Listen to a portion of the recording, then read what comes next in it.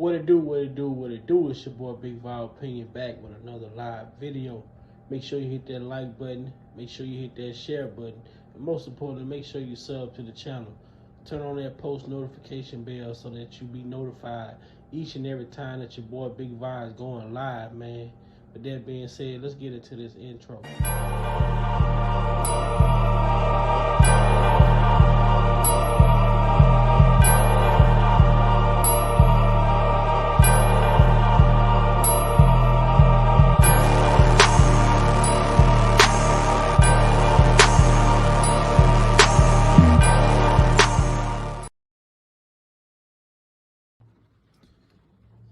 Welcome to Big Val Opinion.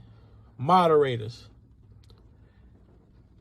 with my permission, any negativity in the chat should be hidden from this channel.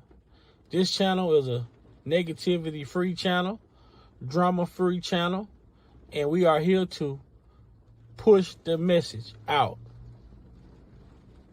We will not be distracted. So with my permission, any negativity in the chat should be hidden from this channel.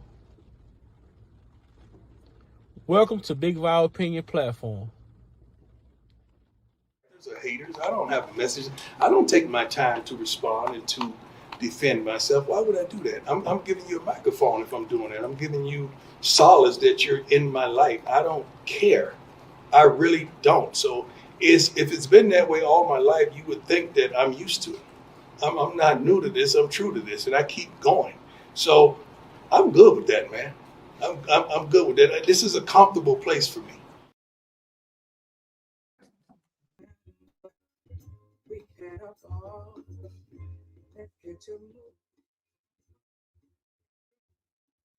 Yo, what it do, man? It's your boy Big Val Opinion back with another live video. And tonight,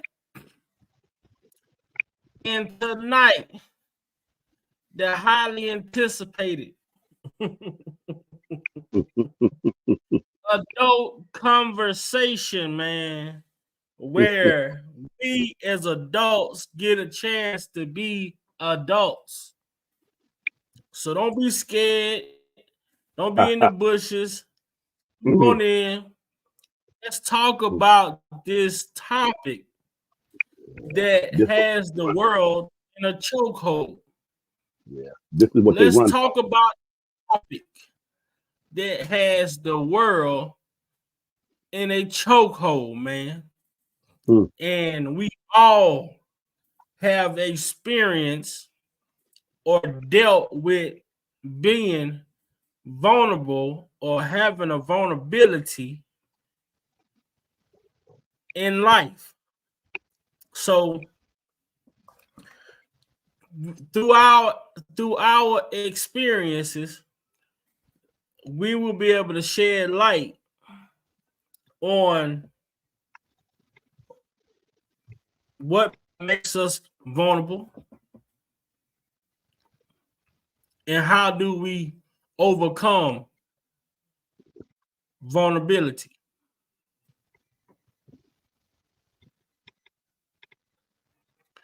What up, Unc? Nephew, greetings, blessings to your nephew. You set the tone for your title by playing that song by Anthony Hamilton. He is one of the artists that I'm going to mention, but I'll just mention him from now. You set the tone by playing that song, by just playing him alone. Set the tone for your title. It actually just answers it. But I'm going to hold back and allow you to do like you did your 24-hour live. When you ask the question according to how you know your particular panel speak, then I'll take off. I'm only going to do as you lead and guide me. So I yield back. Absolutely, man. What's up, yellow boy? But you know I'm waiting because you know this the core essence of who I am, nephew. So I got to allow you to take the lead and hold me back, nephew. Oh yeah, it's gonna be Lab a all good. morning, lab all day. So I am prepared for you. I will not let you down, but I'm only going to follow your lead and your guidance. It's gonna be a good one. And you know, it's gonna be a good one. It's a great discussion. Hmm. To have, and I'm carrying this conversation over Hmm. um from today. My church every first Saturday of the month we Okay. have we meet, and it's called Morning with Men. And you Oh, bring that's your sons, you know, your young sons, you bring them in and allow them to, come in. right. And you you fellowship with a lot of brothers, older brothers, I mean Right. younger brothers, middle-aged brothers like myself. Yes. And this was a conversation that we had today Okay. about being vulnerable. Hmm. And it was a great conversation. So I figured that I would further that conversation Okay. um here tonight on the live. What's up, HI? And Okay. when you hear the word, when you hear that word, vulnerable, like what do you think of, like what do it make you, how do it makes you feel hearing the term vulnerable, you know? First off, I'll say if we go with the definition, um, there's many examples. Um, it amplifies this particular artist that I'm gonna mention. We already talked about Anthony Hamilton. Anthony Hamilton did that with his music. I think he is one of the top, most underrated male artists in his era. Um, and I can understand probably why, because of the subject. But the person I'm going to mention is Chemistry, Kem. He did an album, I forgot what year this was, nephew. He did an album entitled Intimacy. And I purchased that particular album and I got the deluxe CD because in the deluxe CD, it was a DVD. And I've seen him live. So I know his testimony of his humble beginning, how he was raised with good stock, good pedigree. Kind of, went a different direction for a little short period of time and found himself homeless. I resonated with that deeply. So in this Intimacy album, in the interviews of the bonus of the DVD that comes with the CD when you buy it, he talks about the thought process of him putting together the album Intimacy. And basically, in a nutshell, what he was saying is that if I'm communicating this with this other individual and they're communicating their story with me, that's an intimate moment. That's a vulnerability there, in other words. And at the end of that discussion, we still good. You able to see where I fall short at. You able to even see me at, and I'm paraphrasing, you'll be able to see me at my lowest form while I'm still, as Pop would phrase it, on my cursing journey to be a man, or if it's a woman on her journey. You know what I mean? Still trying to figure it out. At those key moments, we try to hide and isolate. We don't want others to see because that's a vulnerability there. Note that yes, there's individuals, you have to learn this though. There you have to mature to this particular awakening and understanding. there are individuals and there are times you have to safeguard your heart with. You must do that because there's other people who don't have the um, mental capacity, you know what I mean, to honor, be kind toward, and reciprocate that type of goodness back. So there's individuals you do have to safeguard your heart with. You know what I mean? But intimacy, which is in essence vulnerability, is necessary because it draws us closer. It creates a deeper connection that the human soul was designed for. God created it that way. And we need that as we interact with one another. It's what makes us human. It's that human thing that's in our core soul. And I get back on this point where we can see the tragedy in Virginia and nephew, it pulls at our heart. There's a vulnerability of care and concern that we open our heart with as we sympathize and we empathize with that. We not only say, man, they out of order for that, sympathize, but then we empathize, which women innately have a little bit more of that because they're nurturers by nature. We able to put ourselves and say, man, what if that was my loved one? And so when you do vulnerability, yes, you have to be prudent and safeguard your heart and know how to open that up and when not to do that with certain individuals that don't have the mental capacity or the level of maturity to care for it in the right way. You know what I mean? And I yield back on that. And I know that was a lot.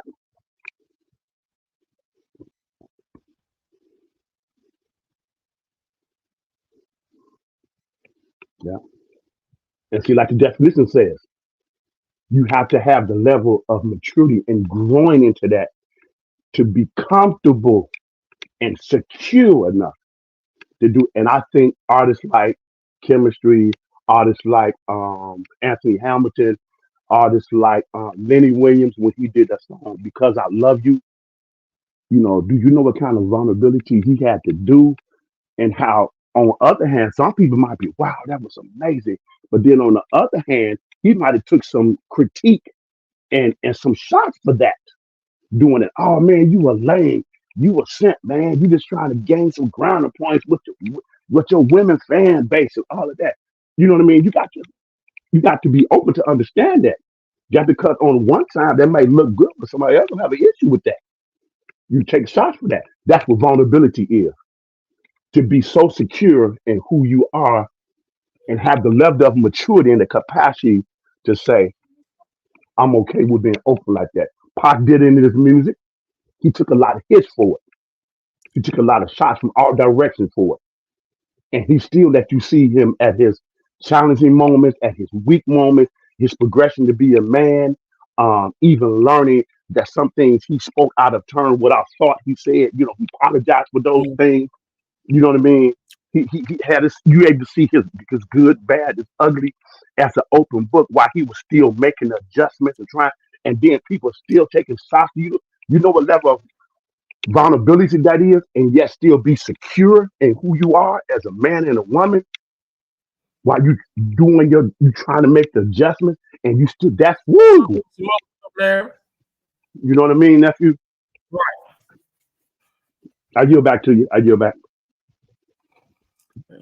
Right. And with that being said, to really think about how vulnerability was brought into this world,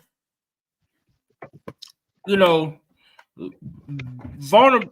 vulnerable didn't exist until Adam was able to see himself.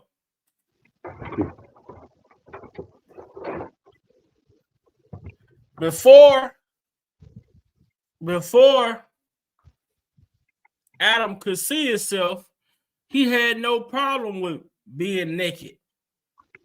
Mm-hmm. But soon as he sinned and realized that he was naked, what did he do?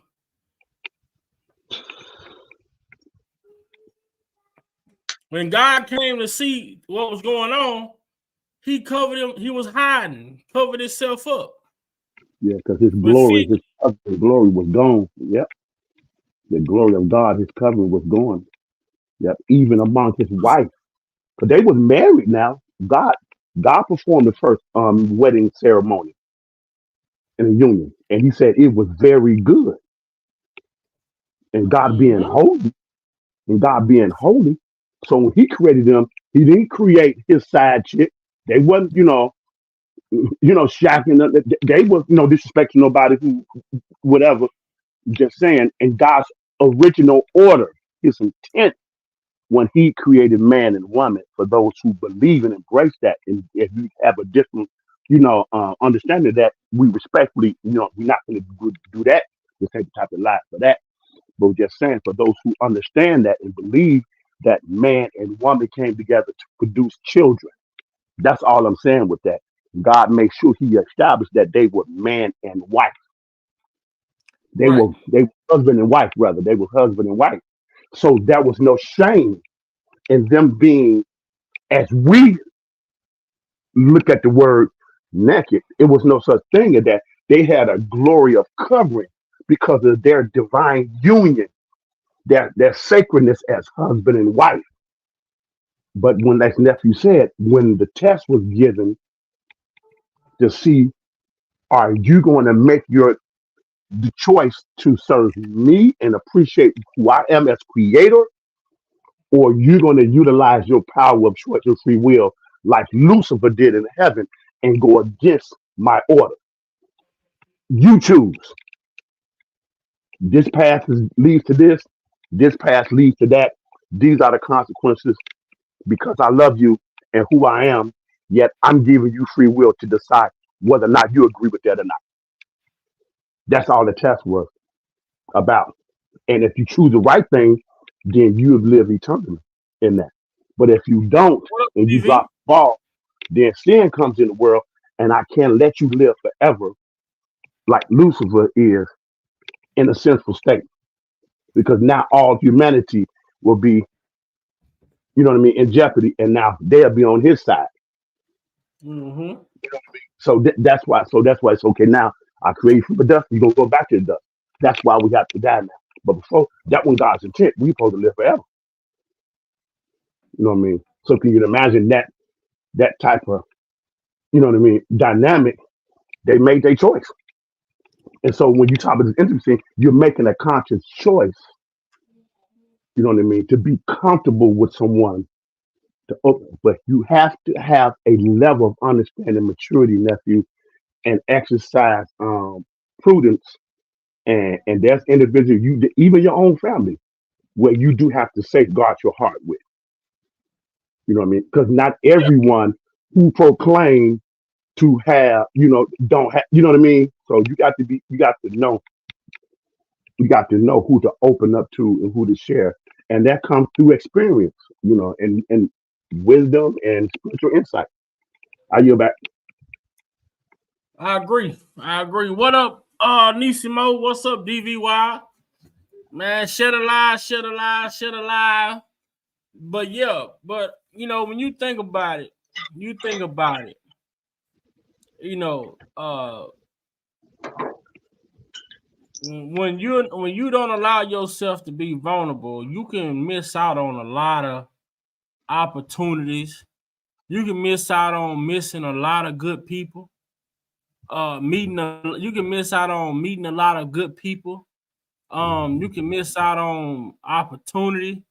I mean, but at the same time, you have to have discernment as well. I believe to be a good steward of being vulnerable, you gotta have good discernment to be able to pick up on people.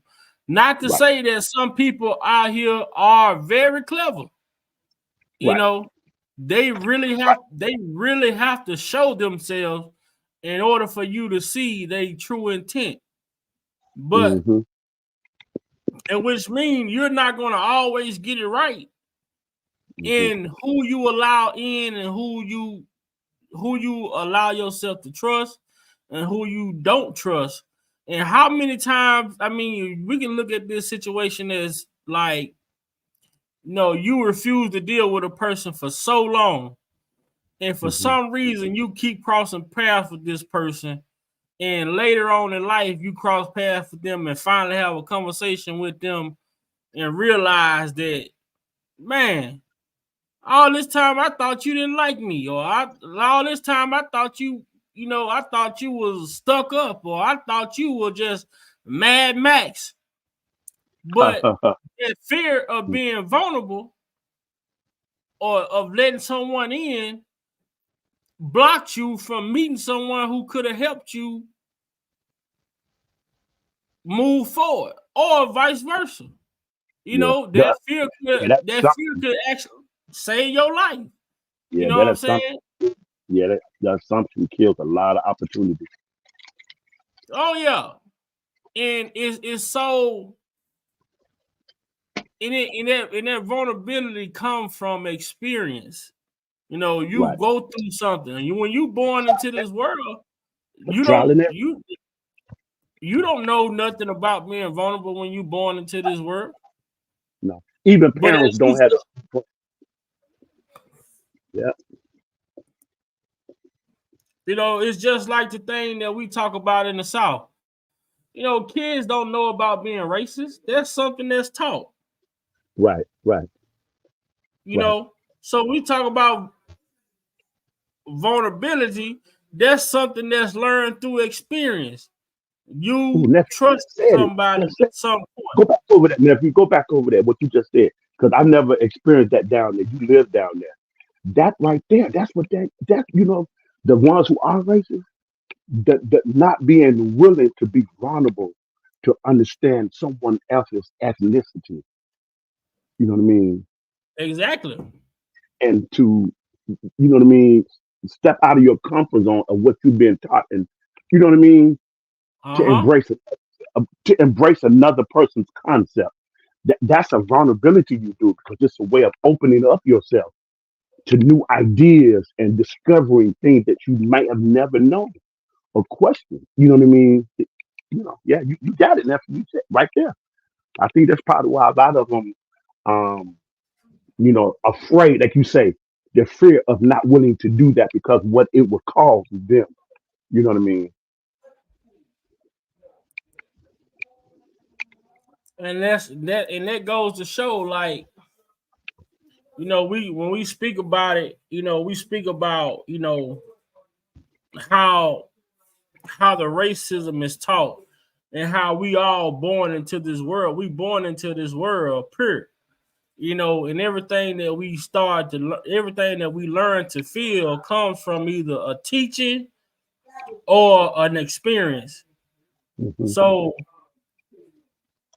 Larry put that on the stream. Okay. What's that? Okay. Oh yeah, risk. Yep. I like to call them calculated risks. You know what I mean? Yep. Yeah. And so, with that being said, so to be vulnerable, man, you have to you find yourself taking risk. You're gonna take risk until you feel as though, you know what, I done had bad luck too many times.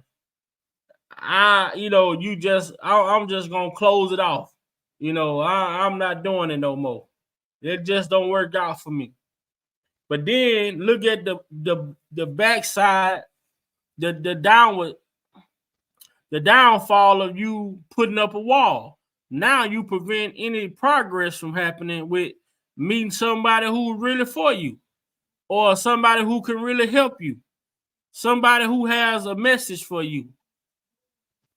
And people don't understand, when you vulnerable and you got that wall up, you also not just blocking people out, you blocking out God as well.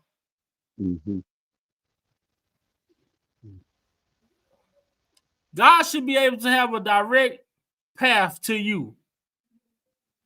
But when you be hurt so much, you become vulnerable, you be let down, you know, you took so many chances on people and failed relationships to the point to where you're not looking at these situations as lessons.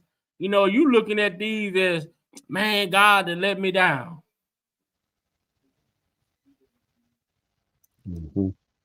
We started to place the blame in the wrong directions. Right. You know, the pastor said something today earlier because a guy got up and he made a comment during the little meeting, and he was talking about the things that he was going through, some challenges or whatever. And he said, you know, I just know God tested me. And the pastor was like, you know what, I'm not taking away from how you feel, but I want you to understand that God will never test you because he already know you. You come from him. He know what you capable of. He say, but that's Satan trying to get you to not believe in your God. And I thought about that. I said, man, you know what? I hear people say this every time. So, man, I ran out of gas, you know, or man, my license got cut off, or man, my gas off, or I can't pay my rent, you know. And you know, God tested me just to see, you know, see if I'm a fold, see if I'm gonna give in. No, that's not accurate. They need to make better decisions. So when the pastor said, he's like, you know, you don't go through life, you don't go through hard times in life because of God. You know, God don't have to test your faith. God ain't got to test your belief. He already know. We all have individually private relationships with God. But the strength of your relationship is based on how much you go to him.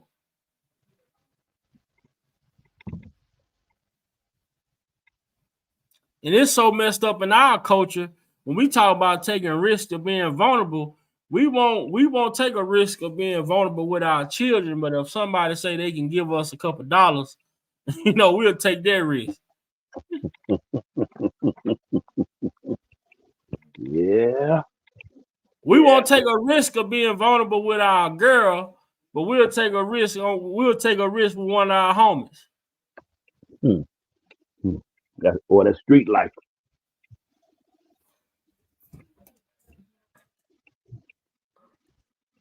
And then once you take a risk with your homie, you got to go back to your girl and be vulnerable. And humble yourself. You see? I messed up. I blew it. I made a mistake. Bad judgment. You know what I mean? And what do your girl say? Well, baby, why didn't you come to me first? Mm-hmm. We could have talked about this. But that fear, that pride, nephew, gets us in trouble. That pride, that fear, you know, your conscience of thinking how, you know, you wanna keep on perpetuating this character that you proclaim to be. Like the pastor said, you know, if you can't be naked in the presence of people, what are you hiding? Mm-hmm. Mm-hmm. Adam had no problem with being naked. Only until he took a bite from that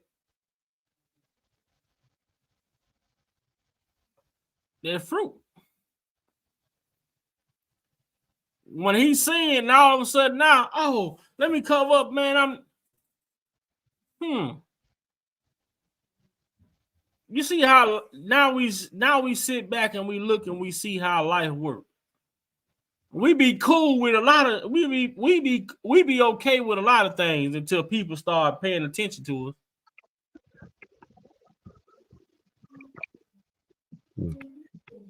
You got people who won't even eat in front of other people because they're ashamed of what people might say. Oh, don't be staring at me. You looking at me. They looking around trying to see who look.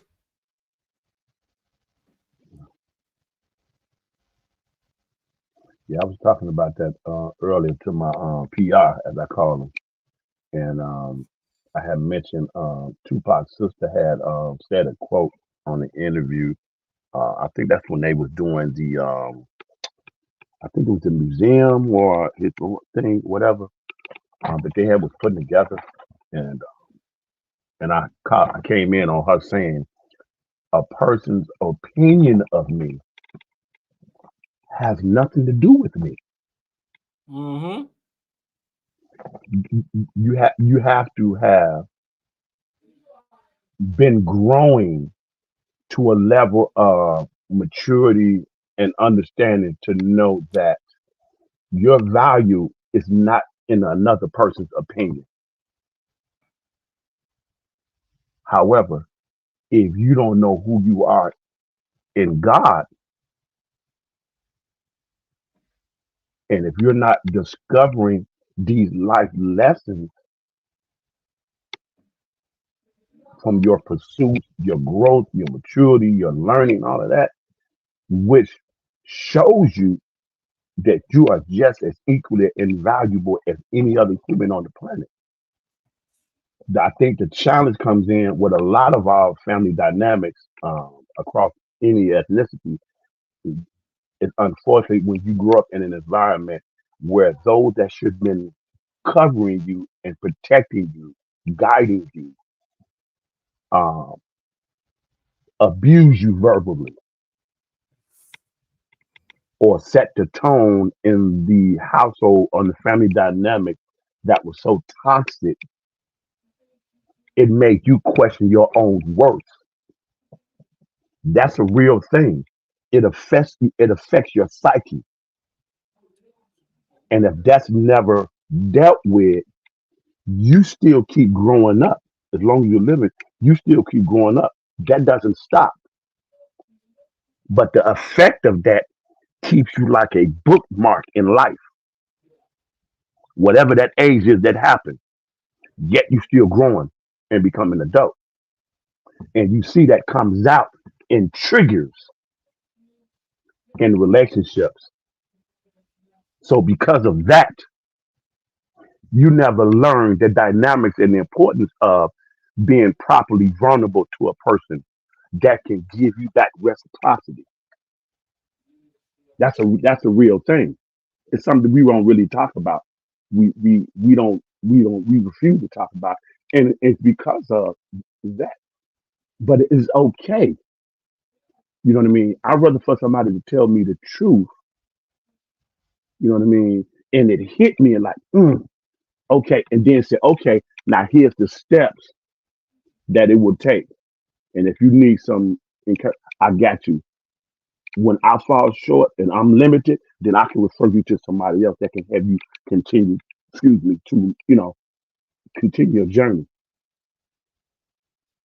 you know.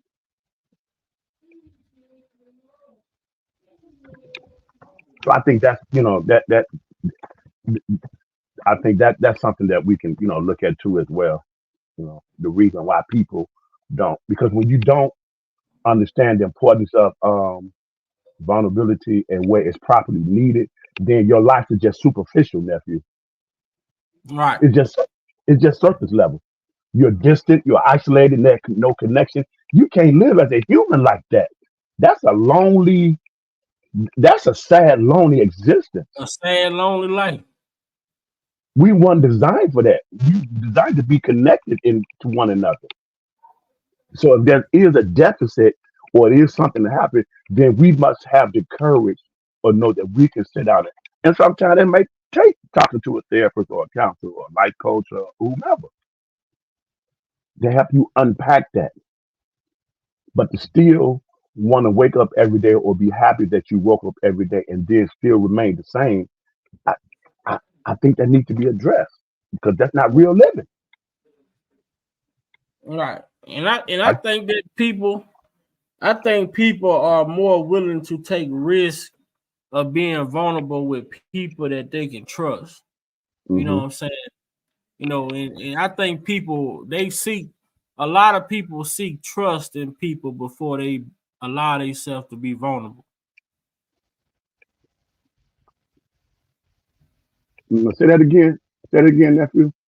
I said a lot of people a lot of us as individuals, as humans, when we are dealing with people, we want to seek others' trust first before we allow them to see us vulnerable. Is in saying that, meaning I have to be willing to I have to be able to trust you on in order for you to see me in my vulnerable state. Right. So I would add to that. I would just add to that and filter in. You you must know whether or not I have the capacity and emotional intelligence. Do I have the insight and the sound wisdom? In other words, what I'm talking about, you have to be able to see my character, which I always refer to personal wealth. So me sharing information about things I've overcome, challenges I've had, difficulty that you presently, my view and my principles, my stand in life, my integrity, how it's sacred, it's non-negotiable, my morals and my standards. You know what I mean? Principles is the foundation of my existence. You know what I mean? You know what I mean? No compromising on that. No selling out. When you hear me move and my behavior and my credibility is high, my credit score and my character is high in that area, you able to say, yeah, now that's somebody I can sit down and break bread with. That person can give me some insight on this particular area. But a lot of times, like you said, we expose ourselves. That's all the naked it means when you look at it. It ain't necessarily being naked. It's exposing. We expose ourselves to individuals properly knowing whether or not what I just mentioned. You know what I mean? Then when we find more out about their character or what their core belief system is, we like, ooh, man, I didn't know you was like that. Because a lot of time people putting on a representative and it's superficial. It's a disconnect. It's a facade. So if you don't have the capacity, or the insightful sound wisdom to recognize, then you have to get up on some good, in the words of Beverly Hill Cop, you have to get up under some expert tutelage. You know what I mean? You have to get up under some sound elders, some individuals, that by looking at their life and their choices and what their life is and where it's going and where they've come from. Oh yeah, I can talk to so and so. Yeah, I can talk to so and so. You can't do that with somebody that's regardless of how they got caught up in it at the age of 16, 17 years old, and now they 53 years old and they've been in and out of prison all their life, making good choices in life. I may not want to try to ask that person for some insight on how to make good choices in life. No disrespect to them. There's a lot of dynamics and layers to that experience, but I might not want to go to that person.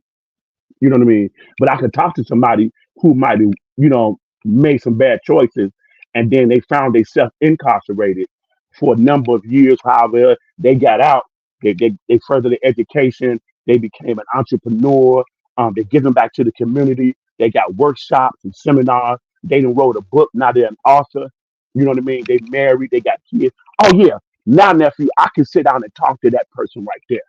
They can give me some powerful insight. They can help me understand when I get to the pivotal point where I can't do this. This is just too much. They can understand what that feels like. and tell me how to look at it from a different perspective to push through it. You got my point? I'm here. I'm with you. I yield back. Okay, so this was something that was asked, today as well. How does rejection affects our vulnerability?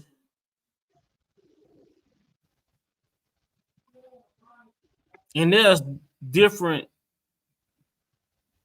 types and forms of rejection as well.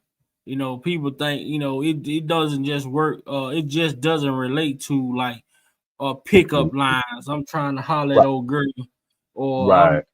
I want to be with this man. It goes back to jobs. It goes to societies. It goes to organizations. It goes to groups. It goes to churches. It goes to stores. This term rejection is it's way wider than we put it in. It's way broader than the scope we put it in. Right.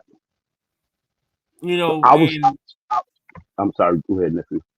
and when we think about rejection, how this affects us as people, man. How when to hear the word no, man, for us, it's like, man, it's like a gavel being slammed down in the courtroom.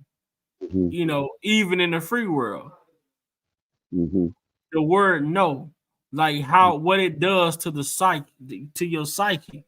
You every time you ask no, no, no, no, now you become a person who fearful of asking for an opportunity because you afraid that the answer is going to be no. You just said it, nephew. You just said it. That's what it is when I hear it. Another opportunity. It's just another opportunity. It has nothing to do with me being less valuable. That's the thing. People look at that word rejection in any form and in the totality of that word, like you just laid it out, cover all areas. We take it personal. It's not personal. It has nothing to do with you per se. It's nothing to do with you. We can go for the example. You start like relationship. I'm just not her type. She's just not his type. Ain't got nothing to do with me. But if you don't know who you are and what your value and your worth is, then your whole sum total of what you're worth is in that person rejecting you or not. But when you know who you are, you don't take offense to it. You just say, I'm not for her or not for him, but someone else finds me, you know what I mean, attractive, so Right. on and so on. First. But you have to have grown to a level of understanding that. If you don't, and you still in, like the old folks used to say, triple darkness, you don't know that you don't know that you don't know. If you still walking around in that maze, yeah, that's personal to you. That can crush your world. You got people go decades, man, and hold that stuff from their younger years to their older years, and they're disconnected from people, or they're trying to sabotage a potential relationship that could be good for them because the fear of being rejected.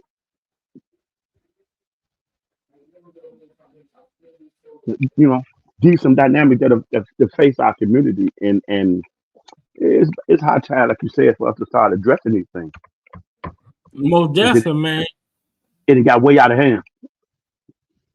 Yeah, and people and as people, we gotta stop being afraid to address them. You know what I'm saying? We gotta stop thinking about what people gonna say. We gotta stop worrying about how people gonna feel about us doing what makes us happy. You know, and I look at rejection as another opportunity for something greater. There you It's go.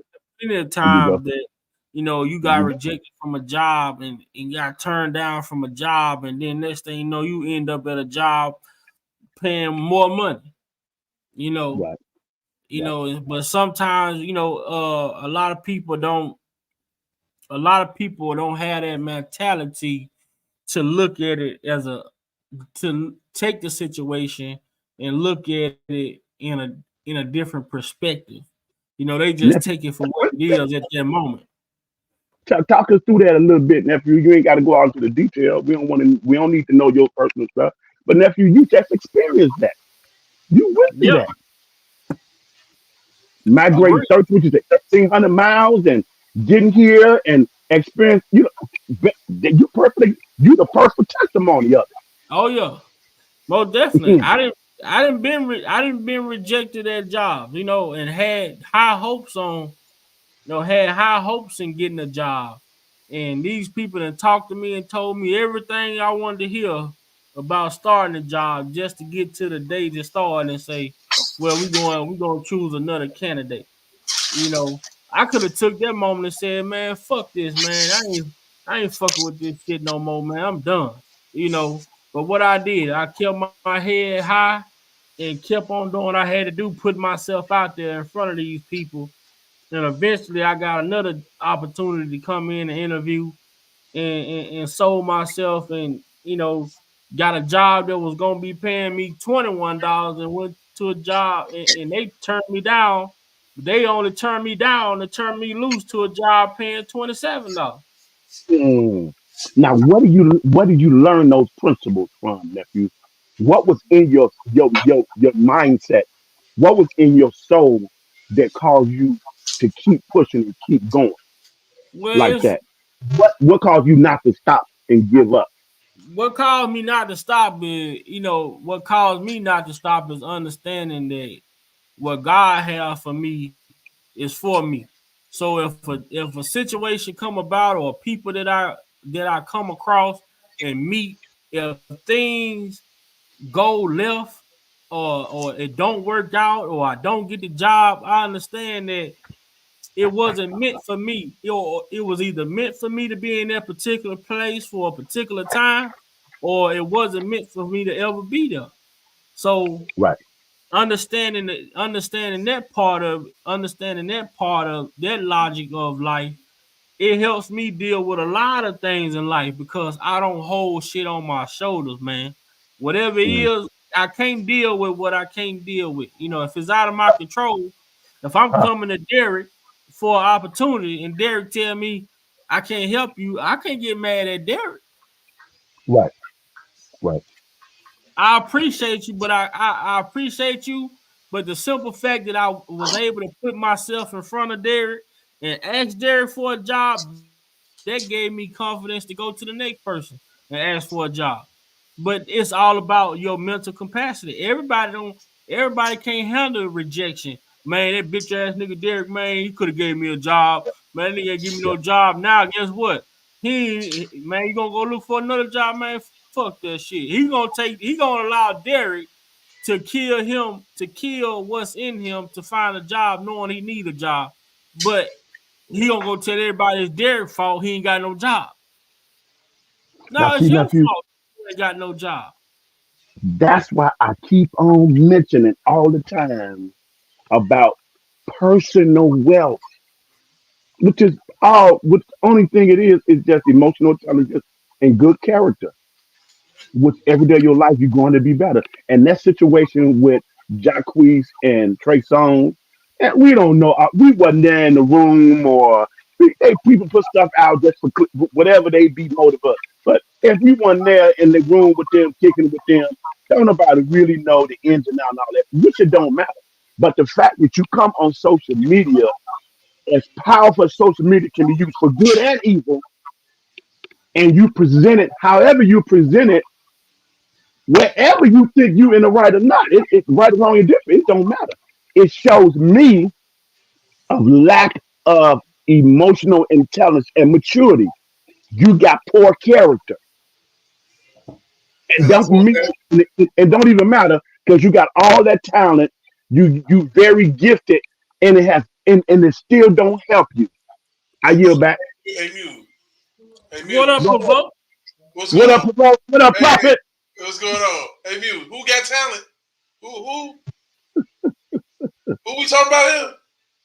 Give him a little grace. Give him a little We grace. talking about Give him a little grace. you talking about Jacqueezy? Give him a little grace. Give him a little grace. Give him a I little grace. ain't giving him shit. That nigga came out with an album called The King of R&B. Fuck him. Fuck him. And that's a fact. Fuck him. Straight up. I'm like, I bet you can't beat Trey Songz in a singing contest, bitch. Hey, you remember what he said? Hey, you remember what they said at Hustle and Flow? when Ludacris told Terrence out, he said, everybody got to have a drink.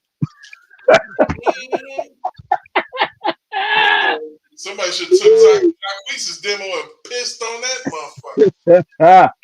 motherfucker.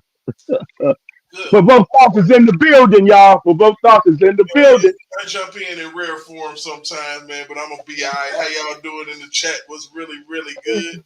Man. Hey, been working on some things, trying to make some shit happen. Been following, because I gotta, do some content, man, because I try to jump on the political side of the shit that's going on, and oh, buddy, it's crazy over there. Damn. Yeah. Vulnerability and manhood popping off over there. Right. Hey. Right. For real. I'm like, shit. Talk about it. You know what? I'm gonna say something. I'm gonna jump out of here. Been watching this. Y'all know I've been following the Fannie Willis deal, right? Come to find out, she confessed to the improper relationship with her subordinate. Now they try to brush it off like, well, what does it matter? What is it this and what is that? But then I thought about that shit. I'm like, man, if it had been a man, there you go. That's not right. Come on now, that's not right.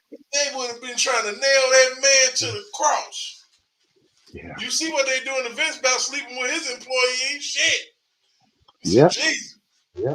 For real. Come on now. It should be the same.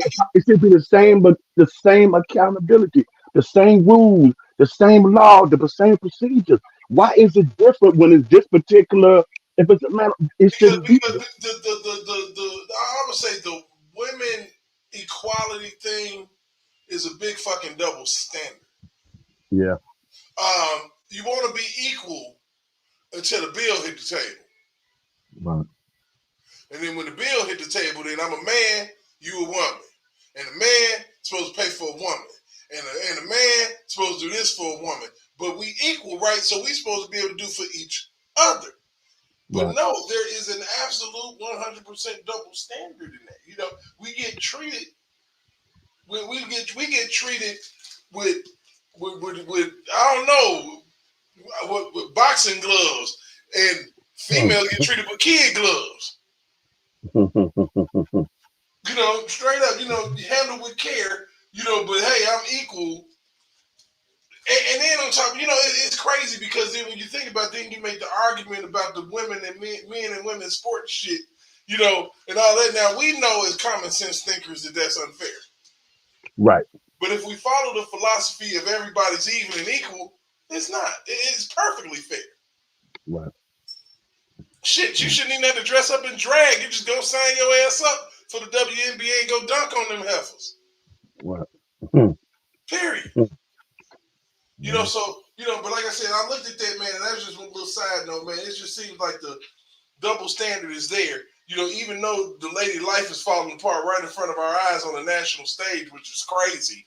But right. Karma, the way that karma is set up is that if you're lucky, you get to watch. You get to check it out and see how it works. And one thing that I've always learned in this world is that when you're dealing with, I don't care how you feel about them, you can hate them, you can love them, but when it's God's anointed, you don't touch it, because when you touch it, you gonna get burnt harder than what the person you're trying to touch is. You look at R. Kelly, you look at how the lives of these women is trying to, and it's so funny because as you can see with the appeal coming up, it seems as if Azriel is coming up on YouTube now. She's starting to pop her ass up. and it's really, really strange because don't nobody give a shit about you no more. You've served your purpose to the feds. Nobody, you know, they Then the don't give a damn. mama, then she popping up with the mama after the text message. You should have a problem with your mama after them text messages. How your mama told you like that? Pretty much put you up for grabs. Sought you clean out. Yeah. But Fannie Willis, that shit crazy. Look what they did to the Boston Celtics coach for having a sexual relationship with one of the employees. Bro, Fired him. I ain't hear about that. Out of town. But you look at Fannie Willis, they struggling trying to get. Look, this woman got interviews, Big Vibe, talking about how improper relationships in the office is unacceptable with her as being the DA, and then she go and fall right into one. And then want a lot, and then you play with the dates of when y'all hooked up. But it's obvious when y'all hooked up because the day that he filed for divorce, the next day you threw him on the case. And that was in 2020. That was in the early stages of everything. So you know, and it doesn't matter when you hooked up. But you know what women do? What? They gonna say because she was going through, you know, she was vulnerable, this, that, and the third. They can use this excuse. Bruh, if that had been flipped and it was that dude that did this. we can't use it, but they can. What did the woman say about Vince McMahon? She was vulnerable because her mom and dad had died. What did these women say in the R. Kelly case? They all using the same terminology. Yep. I was vulnerable. But you made a fucking conscious decision to go to Saxville. You know, you went to your Birkin bag. Talk Why about you it. When you was on Rodale Drive shopping and shit? Talk about it. You were vulnerable when you was spending that $75K. Talk about it. That goes back to what I said. I've gotten to the point for both nephews that now I fall back with I don't care what your education level is. I don't care what your ethnicity is. I don't care what kind of influence you got. I ain't interested in none of that. I can listen to a person talk. Just let them talk. And then I know whether or not you have good moral character or the lack of, the lack thereof. That determines how I'm going to move or not. It amazes me how people will see that and yet act like they don't see it. Because fantasy is what people gravitate to, but they don't understand reality is what you really need. You know what? But reality holds me accountable, though, for vote. Reality said I have the same opportunity that's any billionaire, meaning that the only difference between, and in the chat, you agree with me or not agree with me, but I think everybody can agree with Uncle Me. Here's the difference between the billionaires, millionaires, wealthy people, middle class, if they're anything such a middle class, the poor and different franchise. Here's the only difference. We got one thing in common. Everybody got the same 24. The only difference is how you spend your 24. Right. Mm-hmm. That's it. I'm not even gonna make it deep. How do you spend your 24? If you're not spending your 24 like that movie, 1,000 Words by Eddie Murphy, when went through all those scenarios, and then he realized that he only had 1,000 more words, and after that he was out of here. It changed his whole perception of how he deal with time now. Because you show me a person and their choices, I guarantee you I can tell you how they spend their time. Show me a person and their time frame of what they do, I can sure enough tell you how their decisions will be. You know what? It's how you all spent the 24. I yield back. You know what? I sit up here and I thought of something that hit me like crazy. and we're gonna have to do a segment on this: victim mentality versus volunteer reality. Woo! Ooh, boy. Come on, provoke. That's why I call him the prophet. That's why I call him the prophet. You know, victim I'm mentality packing. versus I'm volunteer packing. reality. We got people who will sit up here and tell you, like Big Bass said, I was in a vulnerable state. Yeah. You can sit up here and tell me you got assaulted, raped, and you went back for more of the same. Mm, Ain't no way in the fuck I'm gonna go mm, to a restaurant and they serve me some bullshit mm, and I go back. mm. There is Ha. no way I'm gonna go and lay with a woman and it ain't what it's all cracked up to be. And I carry my goofball ass back. Mm, Ain't ha. no way I'm gonna go to a job and I'm getting harassed left and right, and I'm gonna continue to clock in and go back. Not Mm. happening. It just makes no sense. Yep. It, Yep. it makes no damn sense. Yep. You know, and you get, you know, it's so crazy because, you know, it's a culture in this world that everybody wants to be a victim. You know, and Yep. that's what diversity does. Mm, Diversity creates victimhood. mhm. You treat me this way because I'm different from you. Mm, mm, mm. Now, if we were to actually concentrate on how we were more the same, how we all got the same, we got a heart look the same, we got lungs look the same, we got 2 nostrils, 2 eyes, ears, 10 toes and fingers, you know, all that shit. And we bleed, if we get cut, we're gonna bleed. All these things that make us the same. But we want to concentrate on the little bullshit that make us different. And if the world blow up today, all of us dying Mm, the same way. mm. No different. You're not gonna die slower because you LGBTQ. Ah, mm. I mean, you're not gonna die no faster because you a Republican. It's just not gonna happen that way. Yes, sir. You know, dialogue is key. We don't have dialogue anymore. That's The what you more meant. the most dialogue that I have is right here. I'm gonna tell That's you, it. I was at work. I had a conversation with a young lady, her boyfriend broke up with her because they got into an argument. And she showed him the door. And he took it. Mm, mm. He took it.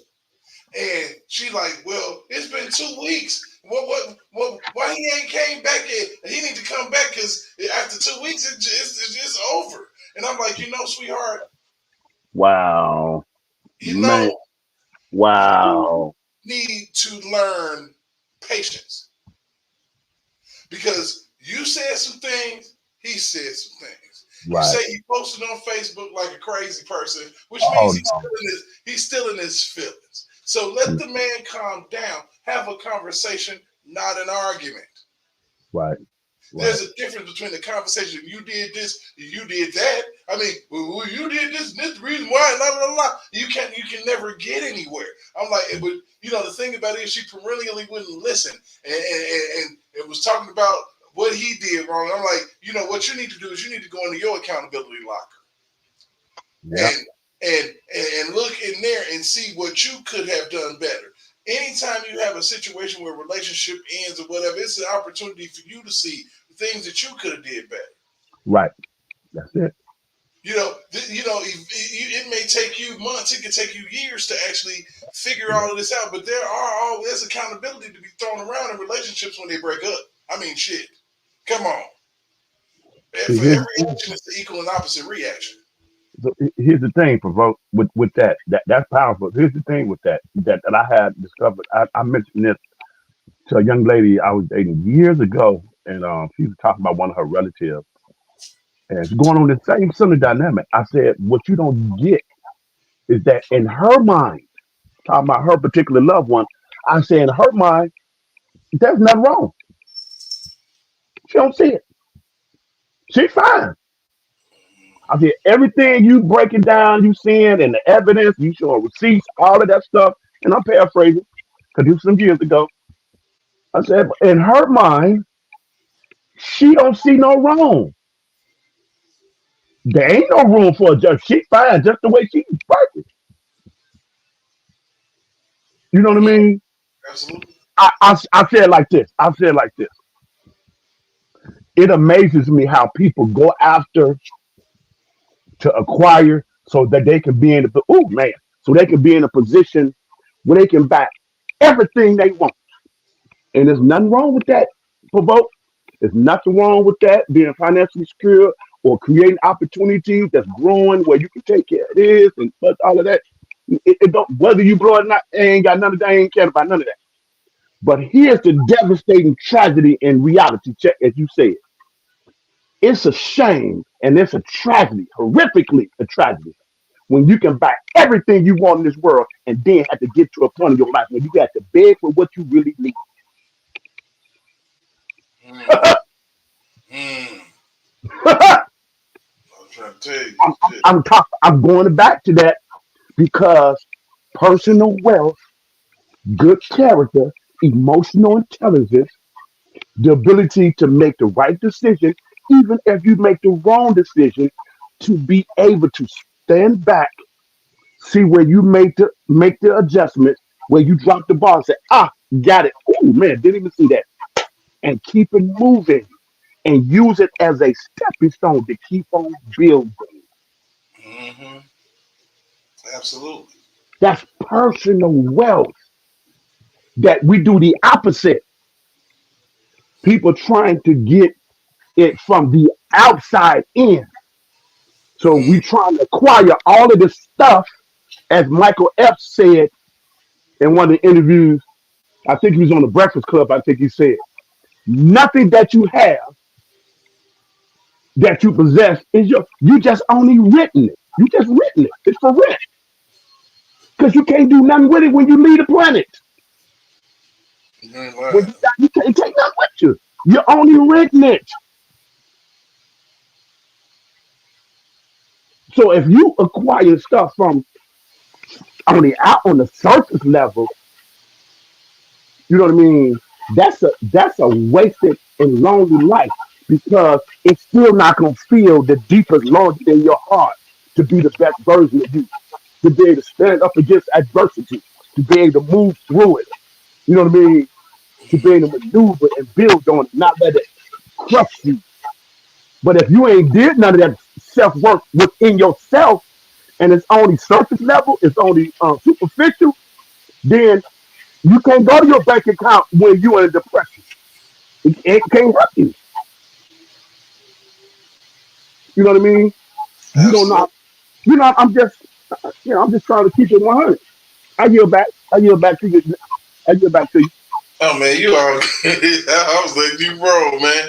You know, like I said, that's one thing. Like I said, that I'm trying to make sure that people understand, man. We got, it's a lot of things that since we've been doing all of this, man, that ties into human behavior. Yeah, there You you know, go. it really ties into There you go. situations that we've all been through. That we've all, you know, we all have to think about accountability. Mm-hmm. You know, right now, if you whether you want to realize it or not, or whether it's fair or not, or however you feel, whatever the hell R. Kelly ever did in his life, you paying for that shit right now. Right.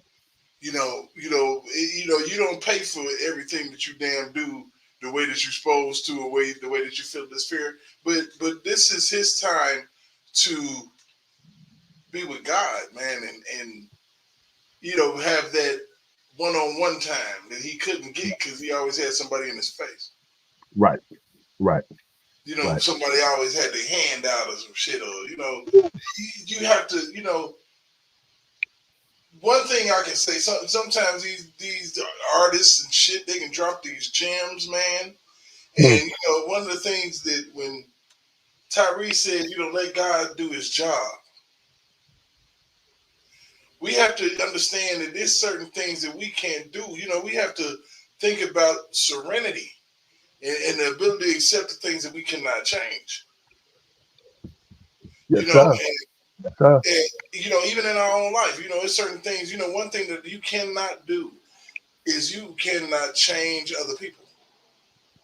Once you accept that, Mm. You've taken maybe about 50% of life's stresses off of you. Woo, man. Woo. That need to constantly be put across social media every single day until the end of time. You know what I mean? And I'm not, like I said, I'm just an ordinary ass Joe or whatever. Yeah. You know what? I'm not. I'm pretty motherfucking extraordinary. People just don't know it yet. There you go. There you go. There you go. People just don't know it yet. There you go. It's you know what? Larry say 5 years to speak to the Lord. I don't agree with that. You never know. You never know what the man's walk is. You never know what the Lord got for him. Yeah. Some of this is bullshit. You know what I'm saying, Larry? I ain't gonna even lie. I don't think he should have been in there this long. Right. But I don't know why, I don't know why, because see, the thing about it is what we have to understand in life is that the devil might have brought it, but God sent it. Right. God sent it. When I hear that, when I hear all those things about Brother Cal or anyone, here's my thing I want people to really understand. Please put yourself, your son, your nephew, your male cousin, your uncle, your father, your grandfather, your neighbor that was very supportive and encouraging in the like family to your family. Please put them in that position like that. And there's some things that you say, well, I'm familiar with someone, and there's some things that you don't maybe not know. You weren't there every second of their life. Right. And like I said, I'm to this last part, and I get back to you. When you see the law finessing and finagling, when they say they got a check case, they win 95% of their case. Okay. And you the government, you the CIA, you the FBI, you all these intel, you got all of this stuff that a lot of us common folk don't even know and never hear your backroom conversation. You can make laws, you make deals, give me him, you give me this, I give you that. You give me that, I give you that. And you're doing it like it's monopoly game. Yeah. And you tell me that I can look at the law, the Constitution of the United States, the forefathers established, and you turn around and tell me I have no due process? Oh, not at all. But because you feel this way or that way? I don't care what the charges is. Yeah. You don't deny me due process as a human. You know what? Like I tell people when you see that, that's regardless of what you feel or not, that you don't feel the person should be on earth no more. That has nothing to do with I still innately have a due process and as a citizen on this planet Earth as a human. And anytime you see somebody go to that extreme, that they take every media outlet, every podcast, every newscast, everything across the four corners of the globe to come at you, man, that's a red flag. And if a person can't see that, God have mercy on your thinking capacity. Yeah, look at it, man. Look, if you pay attention to Get a Brain, it's a difference between Fox and CNN. Mm-hmm. There's a difference. Mm-hmm. As much as I hate to say it, I lean towards Fox if I want to get something like 75% truth. Right. If I don't want nothing true, I'll Mm-hmm. go with CNN. Right. If I really want to be lied to, I'm gonna check out MSNBC. Right. Real But talk. the truth, as fucked up as it is right here on YouTube and on the internet. Mm-hmm. Ain't no way in the hell. You know, I've been talking about that Fannie Willis situation, and I told y'all in the beginning, man, she lying, bro. She smashing. Right. And here we are. Right. She was out there, you know, and the thing about it is that she has done the victim thing in this. She done hollered racism, sexism, Wow. you know, and talking about that they persecuting her. I'm like, well, what the fuck you think you doing to Donald Trump? You know what I'm saying? You didn't sit up here and had this man come down there all the way down there and take a fucking mug shot that blew up in y'all face. See, and look at that. Look at it, provoke. All of that doggone education, all of that knowledge, information, don't do nothing for you when you don't have good standards and integrity and character. Gotta have it, man. See, all that knowledge, all them Ivy League schools don't do nothing if you ain't got integrity. Can't even take accountability for your actions and behavior as a leader in such a prestigious, You know, powerful position like that. hey Larry, I'm finna tell you a story about. Let me go, but I can't see the thing. It ain't coming up my thing. Let me go on here and see. I'm gonna tell you a story about. You know, because you said, you know, of course we know R. Kelly's a good man, good father, forgiving heart. Okay, you know, at one point in my life, I was absolutely homeless, and I was, you know, wherever I could lay my head. You know, it just so happened, you know, that situation was at my sister's house. Thing about it is, when you live with people, you can't be making all hours because people be asleep, gotta go work in the morning, all that shit. Got locked out. Cold as hell, wind blowing, you know, and you know, at a point, you have to not be worried about how good you are by the world's standards, how good you are by your girlfriend's standards, or your kids. How good are you by God's standards? Mm-hmm. Okay? Now, when you look at that, then you will realize that no matter how good you might think you are, you might think that the next person may be, if they're not being pleasing to the Lord, then they're going to run into some problems. Now, for me, I thought I was a good dude, good father, good person, all of that. Why the hell am I going through this? You know, and I literally had to drop down on my knees and say, God, look, I'm sorry for the things that I did that I know about, and some of the things that I'm ignorant about that I've seen. If I, Right. you know, because it's things that we do that we don't even know because it's just in our DNA. So there may be some things that he don't even know, you know, and like I said, you're right.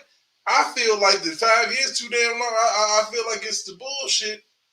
You know, it's the bullshit that's going on. We all know it. We all know it. But, you know, the thing about it is it's one of them mountains, man. We all trying to push it, trying to move it. But only God can move this mountain. Yeah. Hey, provoke. Tie into that what you see on the screen. How would you address? What would be your comment, rather?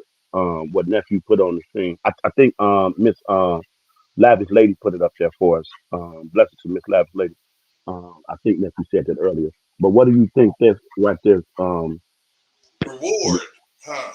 So we can kind of keep tying what we said. You know how we get down, but how we can keep on tying on Yeah. what nephew is on the Reward. screen into the Okay. subject. We can tie all that into what we you know how we always go.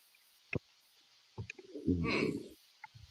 Because before I just read the rest of that, the first thing come to my mind is that you got people with ill intent I that mean, seeking really, we just reward after something. So that's what I'm thinking about. You know what I mean? I'm thinking about that dynamic as well. You know what I mean? not just the good part, because you know So we got this to is be on the this is a vulnerability and manhood reward. Okay, right, right, right. Yeah, trust. this Wow. just the rewards. The rewards of being vulnerable. And this Okay. is some of the rewards that you can gain from being vulnerable. If you can build trust with Yeah. someone by being vulnerable, you allow yourself to truly be loved when you become vulnerable, and increases the intimacy. And this is why it is not just Open, sexual, because a lot of people here see that word and yeah, it's just put it just on sex, but it's like your relationship with everybody, how you communicate. Intimacy, it ain't got nothing to do with sex, man. Right. That's what people get that no, shit twisted. no. Yeah, a lot of people, I mentioned earlier. I mentioned that earlier. Provoke. Yeah, I mean, because you got to think about it. You can have like intimate setting and have a party. Right, right. Hey, I mentioned this. I mentioned this. I mentioned this. DJ, check this out. You know, Cam did a chemistry did an album called Intimacy, right? I forgot. Excuse me, I forgot what year he did that, man. Forgive me, I can't remember the date, and I should know that date, man. I can't. That's the same. I can't remember the date. But anyhow, he had an album called Intimacy, and it was a deluxe album. You can get the regular single, or you can get the deluxe. With the deluxe, it was a DVD in there. So I got it because I wanted the DVD to hear him in interview. You know what I mean? Anyway, anytime he talk, I want to hear. And he was talking about, and I paraphrase, he was talking about how he came with the concept of the album called Intimacy. I mentioned this earlier before you had came on. And he was saying that intimacy in its essence, from what his thought process with the song title of the album was, I shared with you and you shared with me. We had this dynamic. We open, we giving, and we sharing. And I give you my innermost, you know what I mean? All of that. You get, in other words, you become vulnerable. That's an intimacy part of that. You know what I mean? He said, then at the end of that, even though you hear and I hear what we both shared, we still cool. We okay.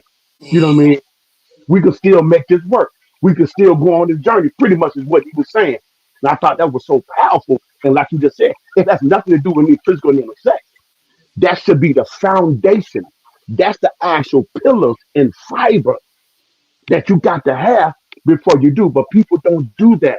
They try to do it the other way around.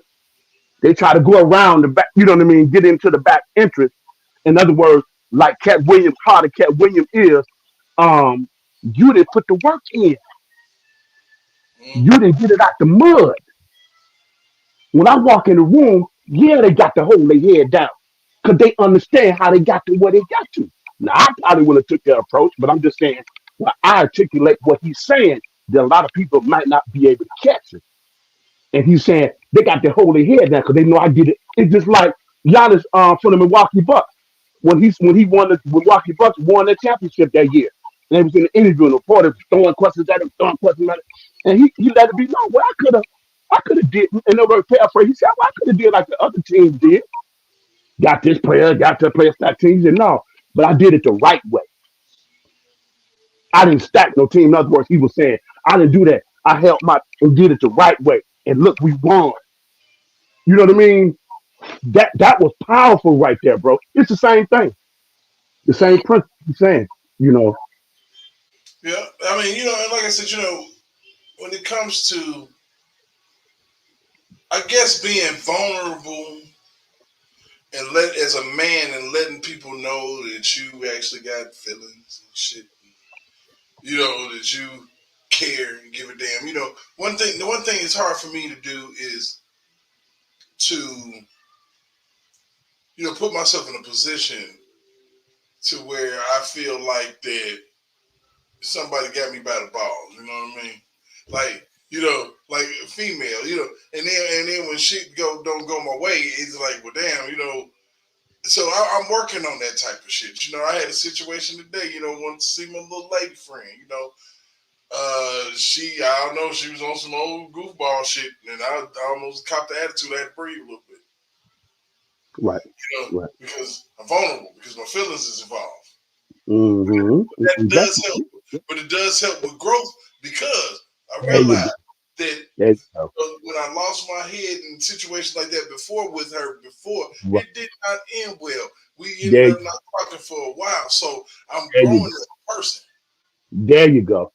And I mentioned this earlier, Provoke, that I recognized for a side note when we started off the live. I said, yes, there are times in this thing called life where we must safeguard our heart because unfortunately, there are individuals who don't have the capacity. It may be in triple darkness. They might not know that they don't know. We give them that, or they refuse not to know, or people in a unhealthy space in their life where they may be holding on to pain, unforgiveness, and they think this protects me and shields me for being hurt. I don't want to be vulnerable because I did that and they crushed me. So that's a real thing. That's why you have to have some type of capacity where you able to look and see, well, maybe I'll make to sit down with a counselor. I may even have to do a therapist. If there's some elders with sound wisdom, whether they be in my family or someone else, that I can see their life. I can look at their life and say, yeah, they walk in integrity. They keep their business to themselves. They don't spread. They can give me some good counsel. But I must have the capacity to have the confidence and step out of my fear and trust that. Life is about taking chances.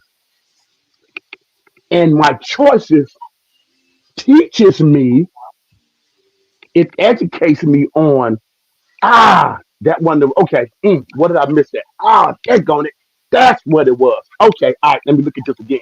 Oh, okay. So next time I go out of town to that particular city, I know go to that particular first and then take that route like he told me. Go that way, turn left, don't go right.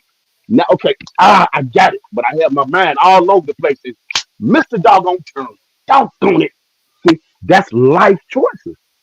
But if I sit in the house and be playing in my mind, overthinking, well, I don't want to go out there. Last time I went there, man, I went out, I turned that wrong turn, I got lost, man. And man, I don't trying to go through all that. See, and man, you never know what happened, man. You turned down the wrong street. See, that's how people do their life. And you wake up and decades have passed. And you sitting wondering where the doggone time went. Because time and your choices are synonymous. They are the two most precious commodities, DJ, that we have on this planet Earth. And if you misuse them and not value them and to respect them, in the words of O.G. Bobby Johnson movie, there is no later on. It's gone forever. Right. There you go. So how do you follow that type of shit, y'all? What day? What am I supposed to do? What am I supposed to say? Right. Yeah, but but vulnerable, susceptible to physical or emotional attack are hard. Very true. When you put yourself out there, Mm-hmm. is an opportunity or a chance that somebody might take advantage of that, but then there's also a chance that might not happen. Right. And I've called out some artists in the music industry. I didn't finish the rest of them, but I'll finish it with you, Provoke. Um, Nephew started off with this song. I forgot the name of the song that he was playing, but he started off with what I think one of the most underrated artists. And I saw him at the Airy Crown here in Chicago, Illinois. Anthony Hamilton, he played. I think Anthony Hamilton, among the others I'm about to mention, has a vulnerability in his music that he delivers that a lot of artists shy away from for whatever their reason is. It's respected and it's even understood to a degree. And then you got artists like the late And to this day, I adore his daughter. I adore her. I think she's amazing. And that's Donnie Hathaway. He's You know what I mean? Miss Layla. Yeah, Layla. That is my soul heart, man. That woman is a phenomenal lady. Um, I remember her first song was "Baby Don't Cry." yeah. Woo, you going back, boy? You going back? Yeah, I was a shorty then, boy. Do you know what level of character and continue? Because as long as you live it, I think, Provoke, that as long as you're on this journey called life, then, well, you should be ever growing, ever learning. Like the first Top Gun movie, evaluating what has been happening so you can apply the lessons that you should be learning in life and make the necessary adjustments. And know that somebody's opinion, what they say about you, all the critique, all they got to do is nothing but motivation because their opinion of you has nothing to do with you. Their opinion of you don't devalue who God said you already are when you was born. Everything you need, He put it in your DNA. You have inside of you as a human the will to stand, to get up and do it again. I'm gonna try again. Like, man, I missed that shot. Man, yesterday, last week we had a bad. Hey, this a whole different week, y'all. We're gonna have a better game. It's in your DNA to have that type of thinking. It's already in you. So why am I gonna let what somebody says or think or post on social media to crush me and devalue who I am? Their opinion has nothing to do with me. Only thing they doing is amplifying how they feel about themselves inside. That's all it is. I yield back. Oh man, you ain't got to. What up, J Rock? Oh, I came ready today. Oh yeah, I already know you ain't got to shoot. What up, Big Bob? Mr. Timeline, J Rock, J Rizzle. Hey, I'm gonna jump out for a minute. I'm gonna pop back in, but I'm gonna jump out for a second. All right. All right, Provoke. J Rock, what's on your mind, my brother? How you feeling, man? What's going on with you? Man, I'm feeling good. How about you guys? How's Man, everybody doing? amazing, man. That's amazing, bro. Well, Just amazing, man. you know, it's funny I was mentioning artists and different artists right now. I recently finished an audio book. And the audio book was called Divided Soul, The Life of Marvin Gaye. Ooh. Man, that's crazy you say that, man. I was watching some things that would give you some little insight about it wasn't no unsung story. It was just different things about what happened to Rerun from what's happening, how Ernest Thomas got the role, the one that played his mom, just all the dynamics of dad, and man, just a lot of things. Barry White, man. Oh, that's amazing you say that, bro. Because that's exactly what I was going through last night watching that. Wow. You know, after going through that audio book, I started going back over his songs, and the songs have a little bit more meaning and clarity than they did. Yep. Saying last night. That's what they saying last night. Yep. And the thing about Marvin, there's definitely some comparisons with R. Kelly, and there's some contrasts too. Yep. You know, and it was sad, but I didn't know Tammy Terrell had died so young. J. Rock. Yeah, she passed away. She was 24. I think 24. She hadn't been 25 yet. Tammy Terrell had about 5 or 6 surgeries within 18 months. Yeah, man. I didn't know she was that sick, bro. She had that brain tumor in her head. Man, it's like one tragedy after another one, man. I'm like, how much more can a human take? She collapsed in Marvin Gaye's arms when they performed. Yep. They show cover that, bro. Man, that's crazy that bro. When she passed away, Marvin didn't sing for nearly 2 years. Yeah.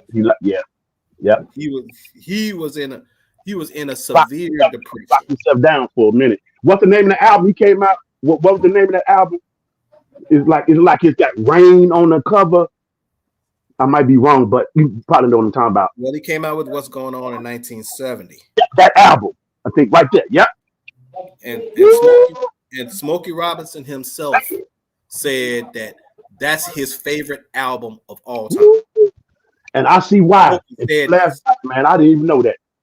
Smokey said, "What's Going On" was his favorite album of all time. He said when him and Marvin talked about it, Marvin said, "God wrote this album. I'm just a catalyst." And based on our subject tonight, J Rock, can you imagine the vulnerability that Marvin went through to put that together, that he experienced, See, and was but so confident and secure in that, and man, you got to be a brave man, boy. That's powerful, man. That's when Marvin put that album together, he was in it because he was still, keep in mind, he was still in that funk from he was in that severe depression when Tammy Terrell died. right. So Right. he was already still battling That that. hard. So Yeah, then, Yeah. and I sent an article out when Marvin talked about how he was trying out for the Detroit Lions because he said when he was rather read it. in the NFL. I was shocked when I saw that when they talked about that last night, J Rock. I was like, what? Yeah, he tried. Yeah, Marvin tried out for the Detroit Lions. Two of his friends. Never heard that in my life, bro. I promise you. I never heard that nephew in my life. Two of his friends, Lim Barney and Mel Farr, were playing for the Lions at that time. They was training. Marvin was training and everything, and he was trying to get on the team. The coach really liked Marvin, but he didn't like the idea of putting Marvin at risk when you got to go up against players like Deacon Jones and Dick Butkus, putting him over the middle. Like, he did not like that. So but it changed his destiny. And then the funny part about it is the two friends I already told you about, which you see the pictures, both of them holding gold albums. They were actually on What's Going On. The guys that are singing the background, What's Going On, that was Lim Barney and Mel Farr from the Detroit Lions. They were singing the background Wow. on What's Going On. Man. Wow. That's amazing. It's just amazing of the fact that everything he had, and it's just amazing, like some of the best work that some of our artists and entertainers, everybody's ever done, has been through extreme pain. Yes. Hey, didn't they say that in? I don't know how they was accurate in real life, but didn't they depict that in the Dale's movie of the Five Heartbeats when they was collecting awards? And what was, I forgot, forgive me, y'all. What was Robert Townsend's name? And he was referring to his brother. Duck. And he read that little quote. The person said, Duck and JT. Duck. Yeah. Robert Townsend was Duck. When he write his best, and not until he go through his something he said in the speech. He said that he was according to one writer, he said that Robert Townsend will become a better writer when he suffers more. Right. That's what he said in that speech right there. You know what I mean? And then he walked out, and then Woodstock tried to grab. Woo! Right there. Right there, man. Mm-hmm. Because that's what gets, and I think that's what changed today. That's what's changed today with not just just music, period, in general. It still exists, and maybe that's why I've been how should I say it, J Rock, reintroducing myself to jazz. You know what I mean? Mm-hmm. It was a lot of music my old man played, and I'm thankful for how my late father exposed and cause that right exposure, someone said J Rock could be the catalyst to fulfill your purpose and your destiny. You know what I mean? For your family, man. You know what I mean? Yeah. Just that right exposure, man. And I'm thankful that my father was so open. Here we go, nephew. Here we go, nephew. With all the stuff he went through, he was still vulnerable in some areas. He struggled to do that in other areas, but he felt his comfortable is because that's our vulnerability is, where he was able to share his experience in rough times, and the best way he was able to articulate this thing called life was through music. And not only he would play the music and around the house and share, he will also give you a conversation about the history, of the music. Like I asked him about, well, what is that song Change gonna come. What is that about, Dad? What is that about? And he told me about the climate of what was going on in the time. I said, wow. You know what I mean? He allowed himself to be vulnerable enough to share that intimate thing. And look how that impacted his kids. You know, I respectfully, I think more so myself, because I just went into a depth psychology and the science behind the music. You know what I mean? And that's probably why I refer to Pac a lot, Donny Hathaway, Kale's music. You know what I mean? The late Guru from the group Gangstar. You know, all of these poems that really hit our core. That sometimes, man, I get back on this point to you, J Rock. Sometimes, man, it's hard for us as humans, man, individuals, to articulate, man, our struggle, man. And when somebody come out with a song about what's going on, and Kale's trade of my life, man, and Pac singing a song, you know, Dear Mama, man, bro, that gets you through, man. You know, and you can see how the power that beat want to change that. You know what I mean? I get back. Here's the ordeal. I mean, if you really look at it as a whole, Marvin, when he wrote that album, when he wrote What's Going On, it's just like Smokey said, it's his favorite album of all time. Wow. And the fact That's a huge compliment. Yes, it is, man. and we talking about and Smokey, we talking about Smokey Robinson, who has been around music for at least 60 years. Yes. Who he has worked with What's up, Cook? anybody Right. in the industry. He's worked, he's been around Aretha Franklin, he's been around the Temptations, he's been around Diana Ross, he's been around the Four Tops, Rick James, he's been around any major name you can think of, he's been around it. Yeah. And for it to narrow down to that album, when Smokey said that, Yeah. I said this to somebody once. I said when they talked about Marvin and the song Inner City Blues. Okay. I said, you know, you're a genius when you could write a song that was 20, 30, 40 years ago and can still be relevant in the present day. Now I can't even get my words out, but I'll just say this. I said this yesterday when I was watching this, J Rock. And I'm gonna pass it right back to you to hear your words on it. Not disrespecting nobody, because we can pull from a lot of artists. But I think you said it so well that I do believe where Marvin Gaye ended and completed, I believe when Kales came on the scene, I personally believe this in my soul that he went back in the time machine. There's others he got, but I think the one artist that really deeply resonated him outside of Donny Hathaway, that really resonated with him where he going and to take it into where we at today with the millennials and all that was Marvin Gaye. You know what? It's funny you should say that for a couple reasons.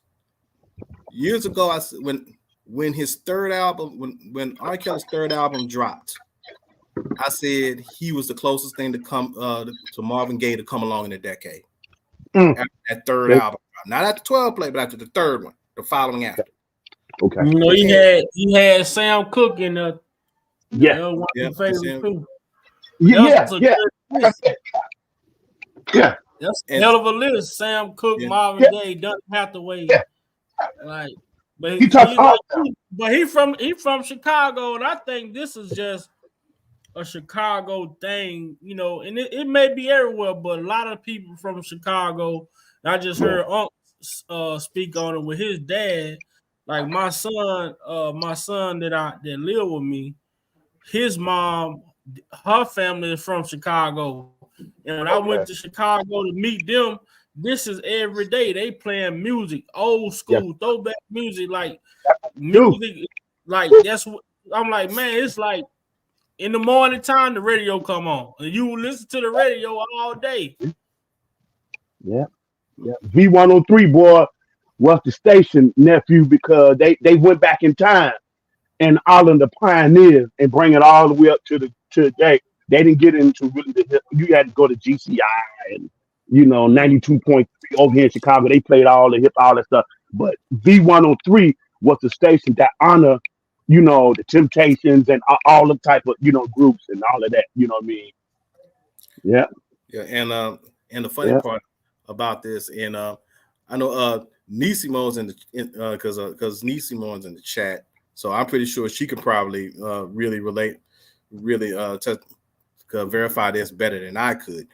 But my belief was, if Marvin Gaye hadn't have died, let's say if he was still alive, because Marvin passed away in '84. Let's say Marvin was still alive in '94. A lot of change has been. Wow. This is me personally. I don't believe that Marvin and R. Kelly at that point was already on the scene. I don't believe that Marvin Gaye would have sought out R. Kelly. I believe R. Kelly would have been trying to find Marvin. I agree with that. I agree with that. R. Kelly would have been trying to look for Marvin. Marvin might not have thought about it, but I believe R. Kelly would have been like, "Where's Marvin? I got this. I got that. Where is Marvin?" Because he was taught in the household and everything. He was back to that exposure, man. That right exposed music, man. Michael Jackson said the same thing. Yeah, nephew. So he already was on it, and was his pedigree was so above his time. That's the thing about that, man, that I didn't understand until this might be totally in left field, but I think it makes the point. I think he was in Oakland, maybe. I forgot what city he was in, but you can go on YouTube and pull up the Love Letter Tour.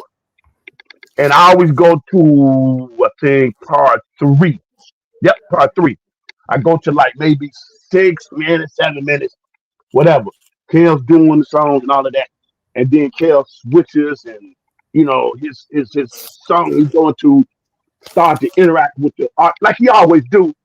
And then he going to ask him a question, who he start off with the greatest effects, all that stuff.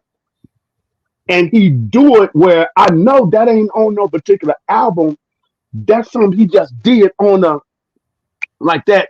And then Kel's come down, he go and leave.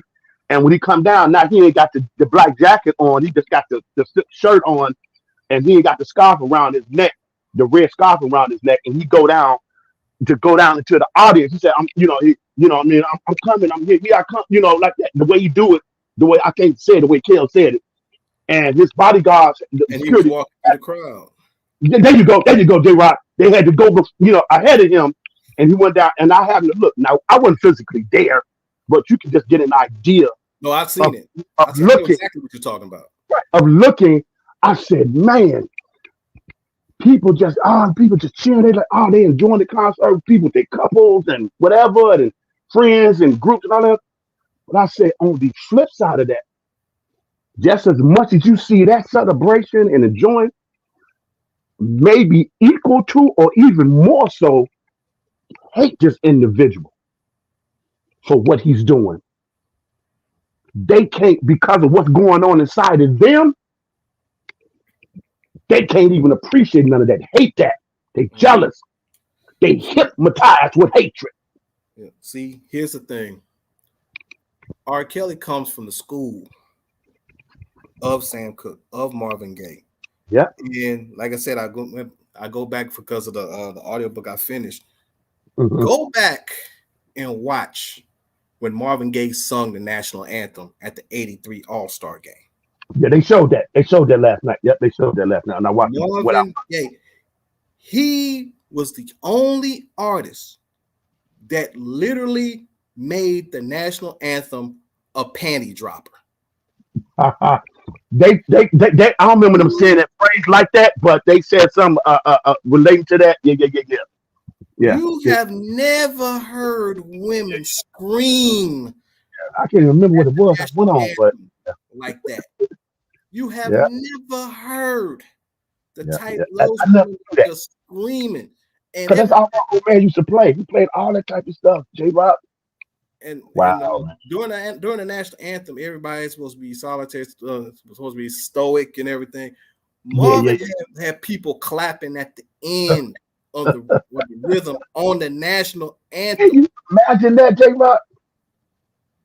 He literally flipped the national anthem. I've heard, and I remember once saw one guy commented, and it had me laughing. He said, "I've never seen somebody turn around and have a situation where you have a basketball game at a Marvin Gaye concert." No, Marvin, because the national anthem was almost as big as a game. Right. That's the type of energy, Yeah, right? Because he he's performing. Yeah. That's the type of energy he brought. Yeah. And that's the school that R. Kelly is coming from. Yeah. He's coming from that. He's coming from those greats. I mean, now let me ask you this, J-Rock. Let me ask you because this particular thing, when I looked and saw this, it shared something that even my old man didn't even share with me, and maybe he knew and he just didn't, feel that I was able to handle it, and probably didn't share it to protect me or whatever, protect us. It mentioned his father. And I heard a whole lot of that, but this it kind of filled in and made some sense. And his father was questionable, and I just let that go right there. I ain't gonna dive into that. And he said it seemed that his father was jealous of Marvin, of his gifting and his talent.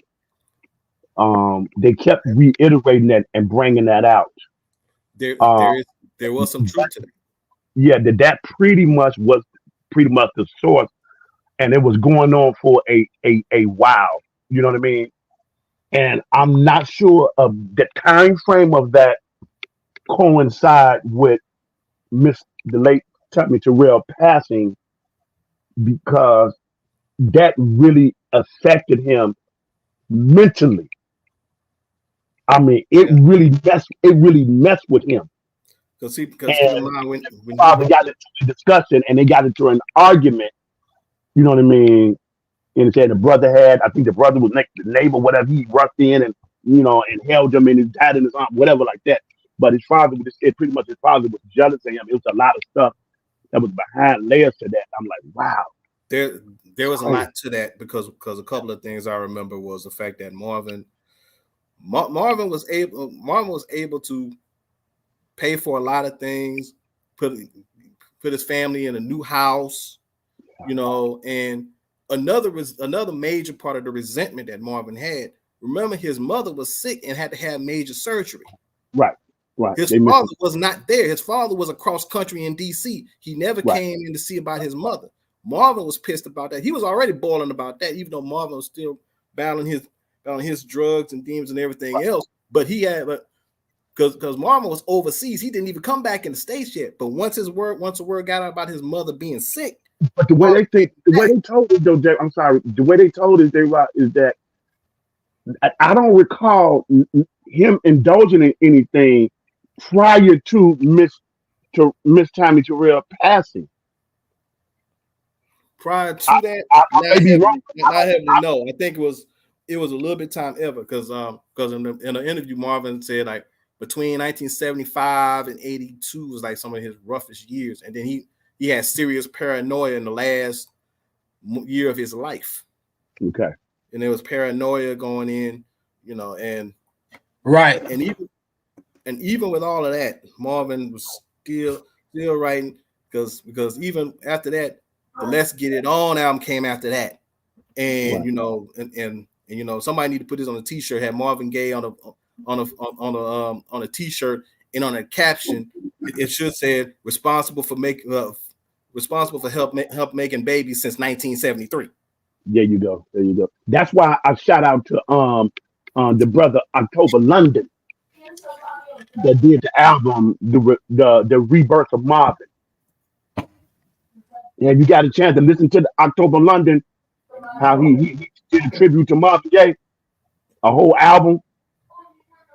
He even got his stuff he got a video was in the studio where he wearing the red hat and had the lace up boot all the way up to the, you know what I mean? Mm-hmm. I don't know if you call that. His name October London. No, he did a album to Martin. J-Rock, I'm telling you, you will be you would be blown away. Blown away. One of my coworkers, before he retired a few months ago, he shared that with me. And then when I came back in the thanked him, I said, "You didn't see what you did."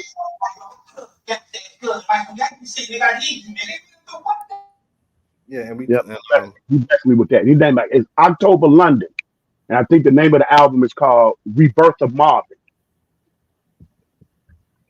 It's powerful, Rock. It's powerful, man.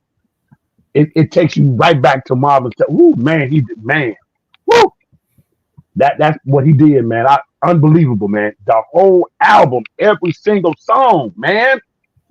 Every single song. His name is October London. and see, Yeah. you know, and one of the biggest travesties for me when it comes to Marvin is Marvin didn't win his first Grammy and second Grammy until 1982 when he got for Sexual Healing and the Midnight Love album. Granted, both of those were, Sexual Healing was a monster hit for him, and Midnight Love was, and that was like around 82. Yeah.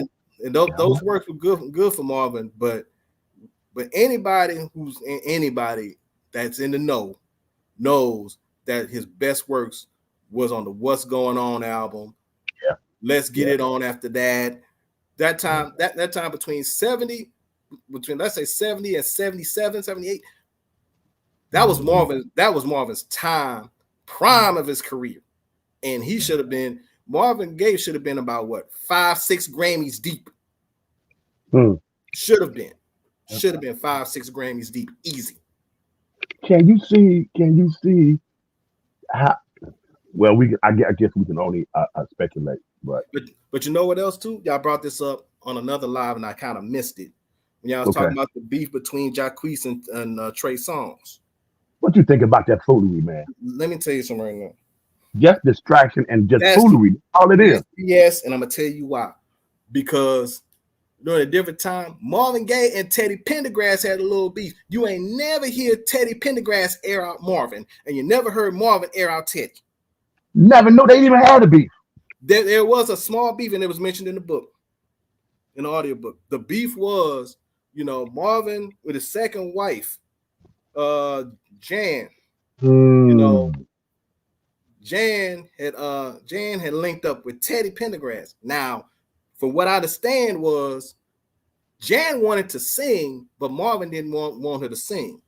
So I think she linked up with Teddy. I don't know if they kind of linked up romantically, but I think she linked up and sung background for Teddy at one point. So I think that's what that was. But Marvin will tell you the beef was kind of his fault because he kind of pushed Jan away to some degree. And I think he kind of blames himself a little bit for that because he still loved her. But he would blame himself. But then, just can't fix business with pleasure, man. It never works, man. Sometimes it just never works, man. Yeah. But the point is, he never aired out Teddy. Right. Or his ex-wife over there. Even though he said it in an interview, but he never said it public. Right. He never said it. And you never heard Teddy ever air out Marvin. So that's what I was, BS with Jacquees and Trey Songz, that's some other bullshit. Right. But I haven't heard. My nephew showed what Jacquees was on social media. It's like a little kid, man. And I said it all. Provoke. Provoke. He says otherwise, but I said all of that talent, man, and that gift that he got, man, the ability to sing. J-Rock provoked before he got off. He said, "I ain't giving up nothing." What talent? You ain't got. You know how Provoke is. I said, "Okay, I ain't touching the man." But you got all of that going for yourself. What I mean, and look what you're doing. Even if you got in your feelings and felt some type of way about it, real men, real mature men with integrity and morals and standards. That's solid. Hey, bro, I need to, holler at you, man. We need, I ain't trying to put this on no, ain't got nothing to do. I just need this one-on-one sit down and talk to you, man. I'm really, you you got feeling some type of way about some other day, man. I think you got an order about them. I just want to sit down and break bread with you, man. You know what I mean? Because we might cross each other paths, man. We both in the industry, man. I got respect for what you do as an artist, man. That's way. But if you haven't been taught that, you ain't seen it mirrored. I don't know. Your arrogance got to you, your pride, you narcissistic, whatever it is going on. It shows when he's doing all of that. I'm not saying you don't have a right to get on social media and say how you feel. I'm not saying that whether that's right or wrong. But that's immature. You know what I mean? We don't do that, bro. Especially everything that we face with in this culture, man. We trying to have honor and respect for your millennials and all of that, to honor the founders that, the real R&B, man. Y'all do it y'all way. Y'all keeping it alive. At least keeping it alive. You know what I mean? You got to keep it, and y'all doing what? I don't like to see that, bro. I'm like, every time we make progress, it's like we take 100 steps back. I'm gonna say this again. I'm gonna say this. If you look at, like I said, there was some BS with that whole Trey Songz and Jacquees. But like I said, is this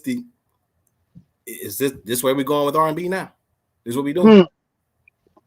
Everybody complaining about the state of R&B, and those are two names y'all supposed to be holding out R&B and everything right now. And then you got people out here that's still trying to say, well, that's trying to pass along the Usher is the king of R&B line. They're throwing that out.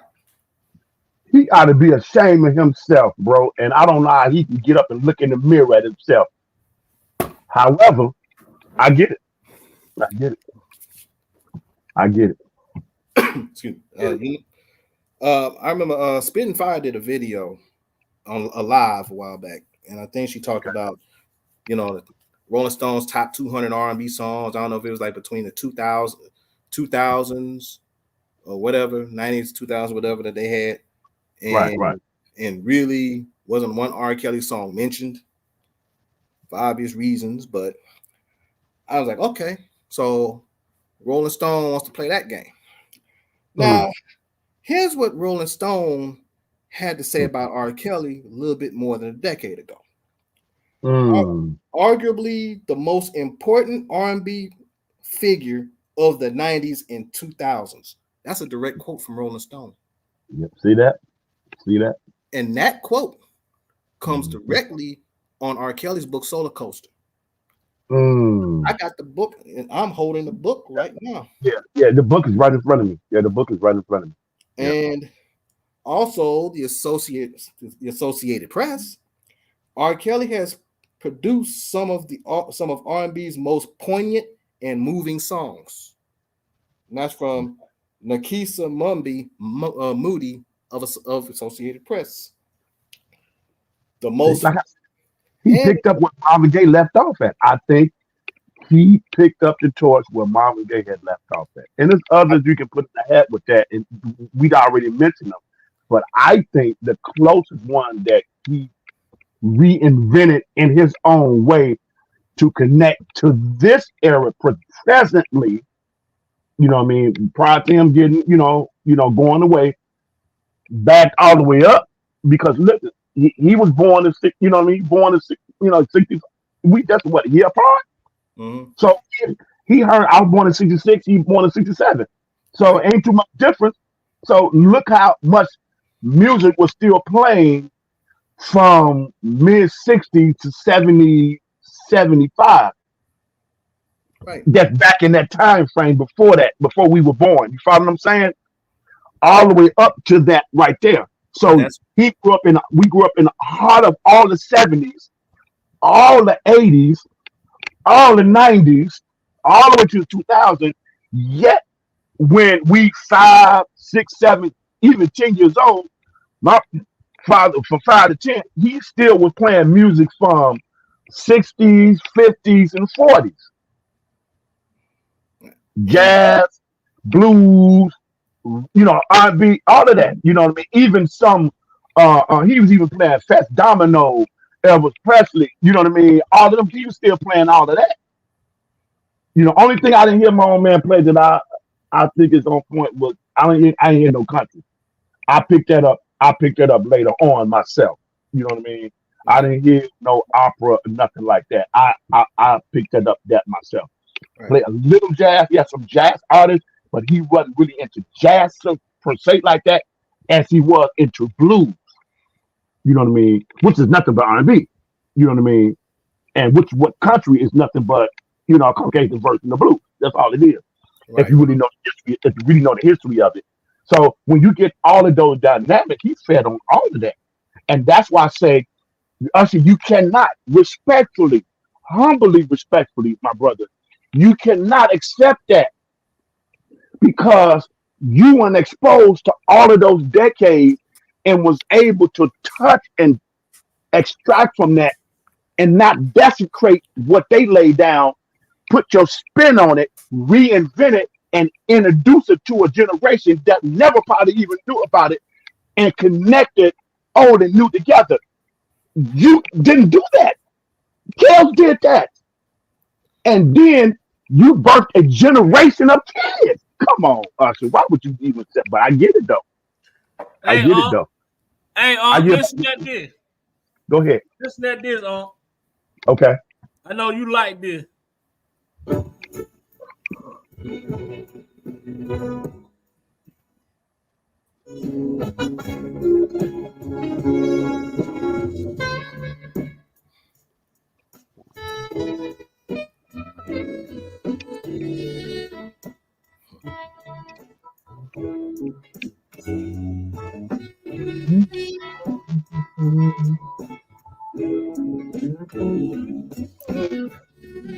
Oh man, it's so good.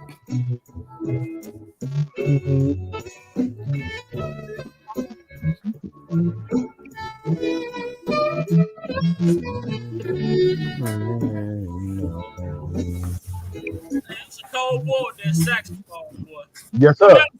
I'm gonna have to Man. send you his I link. swear. I'm gonna have to send you his Swear. link, Uncle. He on YouTube. And any song you can possibly think of, he got it on that sax, man. And he got alto too. Yes, sir. Yes, nephew. Okay. Nephew doing a little something. That's what I'm talking about, nephew. That's what I'm talking about. I was in the band. I played in percussion. I played in concert. All that. Wow. Man, I Yeah, so- played drums for the church. I used to do all that shit. Come on, nephew. Yeah, I like the soprano, clarinet, Yeah. and I like all the side. I like the the soprano, the alto, and the tenor sax. I like all of them.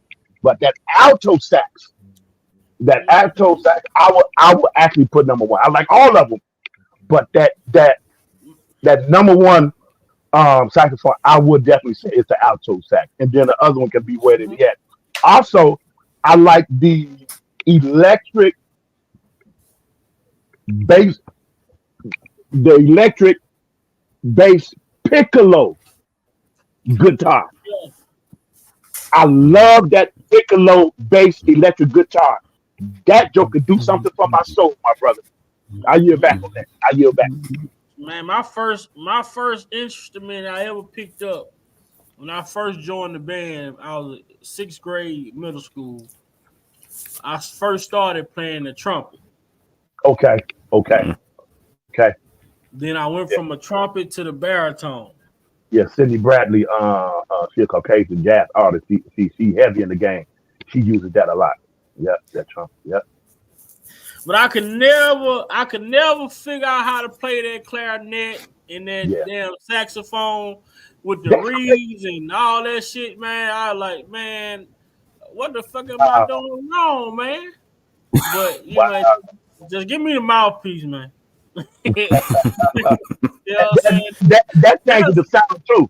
Those particular mouthpieces, depending on what mouthpiece you get, it produces, because you can hear that in Boney James.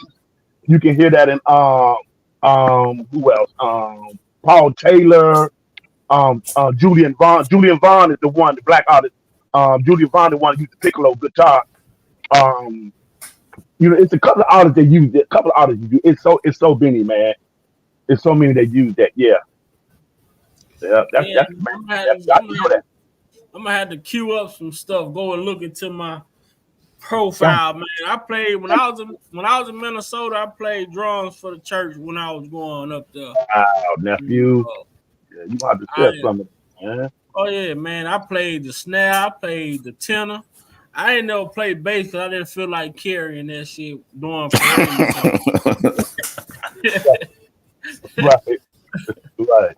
Played the cymbal time, a lot of different shit, man. It was okay, a lot of different talent, man. You know, it just, you know, when you get older, like for my kids, I don't see them doing, and that's just the time, I guess. They don't do half the shit that I was doing when man, it wasn't nothing that I couldn't do. Man, that exposure, man. When they see man, if you can present in a certain way where they can see, wow, I didn't know this was like this. Well, I didn't have no video game either, so I was my entertainment. So there you go. There you go. So. Well, that LTD ain't no joke. No, man. I think I'm gonna see because I think he got Kels on here. He played because I found him when he played that Beyonce song on that jazz on that sax. He got Fortunate on there. Oh, wow. He got Stevie Wonder, Ribbon in the Sky, Luther Vandross, Dance with My Father. Oh yeah, he got some stuff. I'm gonna have to send you his page on because shit, I know you gonna look. Yeah. I was studying some stuff, looking at some stuff the other day, J-Rock, and I was just going back to the OG version, some of Pac's music that he sampled, and I'm trying to remember this guy on the song that he did called Changes, featuring Talent. I think the guy's name is. He sampled an artist by the name of Bruce Hornsby. That did the original of the song of Changes. Man, that took me off the earth.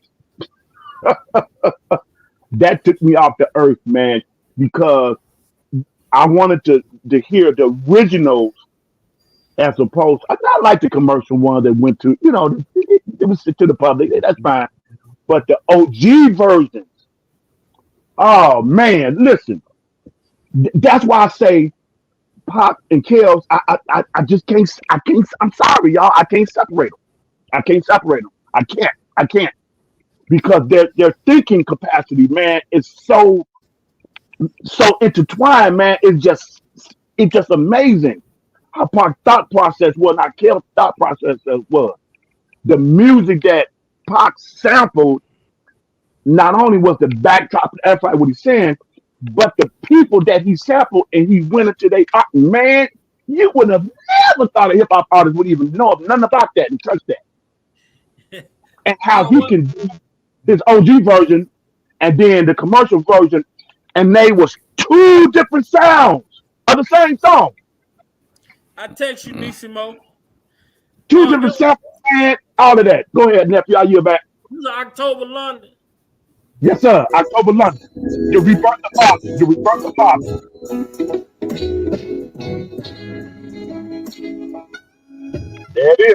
There it is. I told Provoke, man. J-Rock, you got to listen to this album, bro. When I say that man honor the memory of Marvin Gaye, bro, he did him honor, man. He did him honor, brother. You can hear the Marvin Gaye sample. Yeah. Now that's supposed to be a guy that's supposed to be associated with or up under the new, I guess, Death Row that Snoop Dogg is supposed to be doing, and I don't something like this, something like that. From what I hear, I haven't heard final confirmation on that, but that's pretty much from what I hear. Oh, here go the R. Kelly one he did. Yeah, he is. He did Bump and So Grind that'd be on nice. the set. I've been following him, but I ain't gonna lie. I know he came out with a album. I'm slipping. You know about them brothers? You know about October London? Oh yeah. Okay. Oh, yeah, trust me. His early albums, I got some. I know he came out with some new ones. I seen I'm slipping. Yeah. Shit, I might start Yeah, digging. Trust me. yeah, that's dedication to Marvin Gaye. It's called the Birth of Marvin. Oh yeah, this nice. This nice. I need The this. whole album, bro. Every single song, man. So wait, it's a no skip album. Yeah. Man, I listened to that. Boy, I no. listened to that on my way home from work, man, and I almost didn't want to go home, man. Is that good? Oh, all right, trust me. Yeah, wait, this sound nice. Oh yeah. I liked it, bro. Shoot, it's already getting me lost in the sauce. Man, this dude, I listen to all these goddamn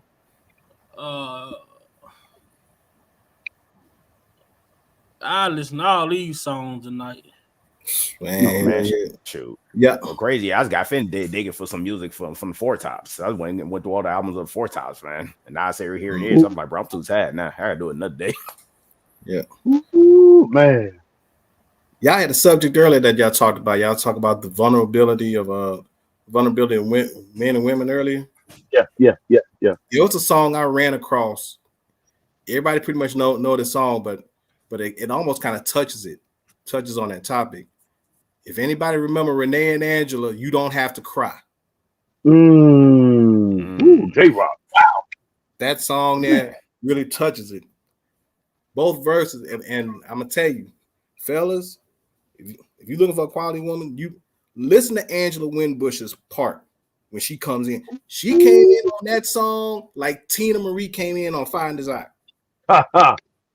She said, "There's someone here now to satisfy your needs. We'll make it somehow, because I'll share your dreams." And if anybody know, Angela Winbush was beautiful, and she could blow with the best of them. Yeah. Oh, she was nice. She was nice. You hear that song? That song, Angel, is all you need to know. That's all. Angel alone is all you need. That's the point we're making. Man, that's the point we're making. Ain't nobody taking nothing away from these powers that be that pushing these artists out. Let me just say this. I ain't gonna hold back. I'm just gonna say this, man. I'm gonna get off it. I ain't gonna dive into it. I think it speaks for itself. Research it. Just research it. Just research it. I'm gonna say some names. NBA YoungBoy, Young Thug, this other guy, I forgot his name. There's a couple other ones. You hear them in the studio without the auto tunes and the engineer and all of that. I don't think my human vocabulary is even capable, even uttering the words that I can say how trash they are, bro. No, they are sorry. The boys are trash. Leave it alone. I ain't gonna get on there. No disrespect to your hustle. Do your thing. I ain't even on that. They're part of the industry, man. They're part of the industry. They don't got talent. J-Rock mentioned Rolling Stones. I forgot when it was, what month it was, but it was just recently. They had Sexy Red on them. Now, let me be honest.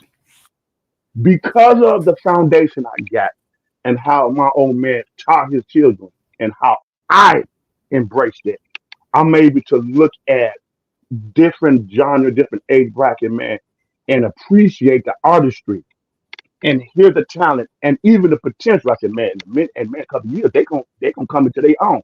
I can hear that. I have an ear for that. I can appreciate that. You know what I mean? It's your time. It's your moment in time. I respect that and honor that. You know, cherish that and do that wisely.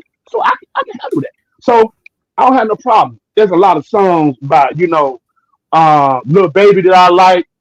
You know what I mean? Moneybags Yo is another song. I can go on and on. Mo3 is my dude. Rest in peace to Mo3. You know what I mean? I can go on and on. Someone, you'll be amazed. But why I listen to them? You know what I mean? Especially Mo3. He has that soul. That's even when he's rapping, and because he used to be able to sing and rap, so he had that soul to me. That gravitate. He's able to reach back and take some of the old school of his elders, and then his new millennial stuff and connect the two and do that with hip hop. Woo, that's amazing. You know what I mean? You got artists that doing their thing. Here's my thing. Jacquees and all of them that comment and all these other artists that take shots and all of that. This what made Kels. Well, you got to just give him his due. It is what it is. He ain't even entitled himself. His peers, his friends did that. When you able to be fortunate enough to be exposed to the music that nephew playing, what we talking about, J Rock talking about, in that time frame, based on the age bracket that he is, and not even so much the age bracket, because a lot of artists, millennials, grew up in a household and they're exposed to certain stuff. They appreciate that, where they still honor their age bracket, demographic, and just bridge the two. You know what I mean? When you able to hear a Kel song, take any album, J Rock and Provoke can do it better than me. I can't run them down like that. I listen with a different ear. When you can take any song that when he first started, the first album that Kel did, the first album, and come all the way up to when they arrested him. How long he been locked up? You can go back to first album. Pick any album. All the way up now. And no matter what the age demographic is, it's relevant, man. And today, it sounds better and it seems current than any other album that they got out now. When I'm talking about the trash stuff. When you able to do that, and you locked up, and you away on vacation for a moment, all the naysayers, all the critics, and R&B is on life. Matter of fact, is dead now. So they got to try to do all this foolery and stuff. No disrespect to Sexy Red, bro, but Rolling Stone put her on the magazine. Talk about shit. I'm gonna leave that alone. I'm gonna get a headache. I'm gonna leave that alone. Oh God, that hurts yourself. Don't get me wrong. I mean, I can connect with. I get it, bro. Don't get me wrong, bro. If you got to work out, man, you in the gym, bro. You on the treadmill, man. I don't want to do this workout, man, but I can get these. Man, I'm trying to stay consistent, man. I'm trying to, the summer's coming, man. I gotta look right. Hey, I ain't gonna put on the Temptations, bro. I'm just keeping it a band. I'm gonna put on some of their stuff, bro. I'm gonna put on some. Hey, I'm gonna put up the Kodak Black because I'm trying to get it in. I'm trying to get that workout. No. You know what I'm saying? I'm trying to get the workout. I'm trying to get the workout. I'm putting finger in young boy. Man, I gotta keep these reps. Boy, I gotta keep these reps. I'm just telling you what it is. Yep. I'm able to see it and understand like that. But for you to say that you're the face of music and you it's your time, it's your opportunity. But until you can hear a song like Sweet Summer Days, and I yield back on this point, featuring Ray Oviedo featuring Peabo Bryson, which I believe J-Rock was one of the best Stepper Cup they ever made. You can still hear that right now. And real steppers know what I'm talking about in the chat. Even if you don't know how to step, you get on the floor with somebody that know how to step. When Sweet Summer Days come on, featuring Peabo Bryson, and you know how old that song is. Man. That's when somebody can say, when you responsible for that, then you get the title. Until then, Usher, I think you need to go somewhere and just, do some confessions. I yield back. Well, I yield back, J-Rock. Well, here's the deal. I said it before, I'm gonna say it again. I said number one, you can't call yourself the king of R&B if you didn't write your own shit. That's number one. Man. Number two, you can't call yourself the king of R&B if you're not able to breathe new life into R&B. Man. And when I say new life, I'm talking the music that you wrote for other people to help make them successful, that help make the genre successful. See the Isley Brothers, see Charlie Wilson, see Michael Jackson to a certain degree, see Whitney Houston, see Maxwell. Fortunate to this day is my favorite Maxwell song. Celine Dion. And if you want, and also Luther Vandross. People forget he wrote for Luther too. And if there was still a king, so-called king of R&B, Usher, whoever you want to say, Like, why are people still complaining about the state of R&B? Why would you still complain about the state of R&B if the so-called king is already out there? Bieber. And see, that's what kills me. And when you back these naysayers in a corner and you bring this up, all of a sudden they say, well, he did confessions, he did this, he did that, and it's all. I'm like, okay, what about, did he write for this person? Did he write for that person? Did he wind up breathing new life in that person's career like an EMT giving CPR to patients?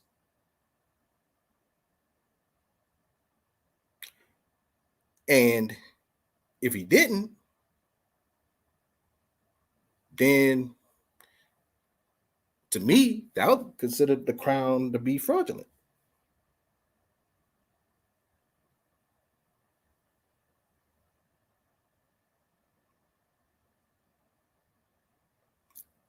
Just putting that out there.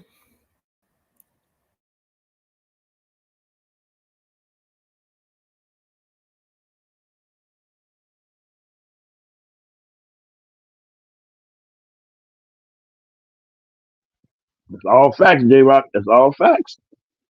All facts. That's why I want these people, to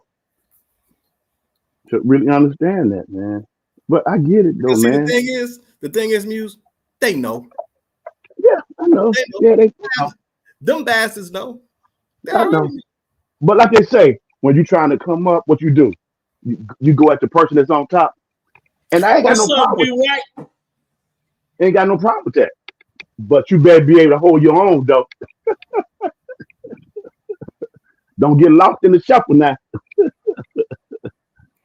You know what I mean? Because this is the thing about one of my associates, man. He a DJ, and this is his motto, nephew. No disrespect. He'll play some, rap and from 90s stuff, like even early 2000s. But some just new stuff. He refused. He turned down gigs and opportunities when they want him to play that type of music. He ain't got no hate for it, no disrespect. That's not his thing. He know a lot come with that environment when you play that particular music for that particular crowd. And he decided he just don't want to be a part of it and don't want to do that. You know what I mean? He honestly, he gets it. You know what I mean? And you can tell. I've seen it with my own eyes. Some of the stuff we mentioning, I've seen him play that particular music, and those particular egg bracket be in the midst, man, it's like raid repellent. Them jokers scatter. They scatter. But when that particular music, they do the fool. Not all, and a lot of them well behaved. They can handle it. They not on that. They take care. But a good majority of them is just something about that particular music. That's something on it that'll just have a different effect. I'm just saying. You know what I mean? It's just saying. It's just what it is.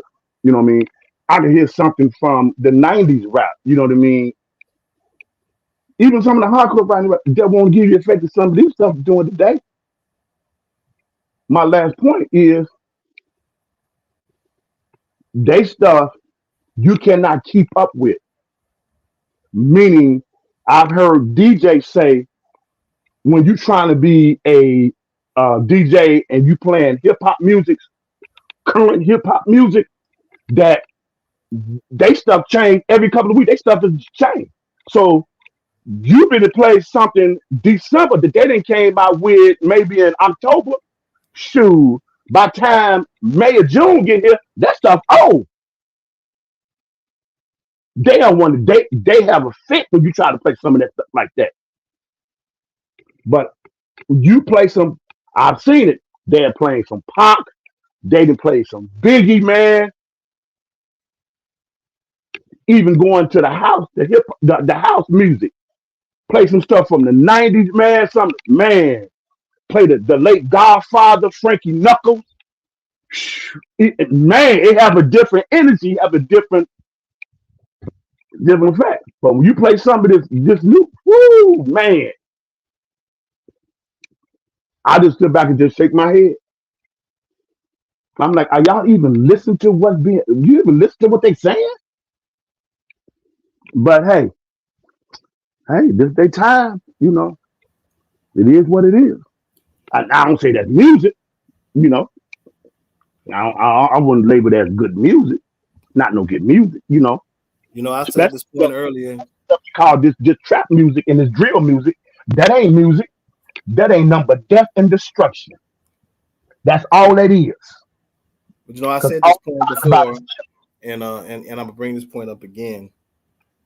I said the school that R. Kelly is derived from is the same school of the Marvin, Sam Cooke, Teddy, Donnie, all of that. That's the school he comes from. Yep. And that is, and with what he has penned for so many,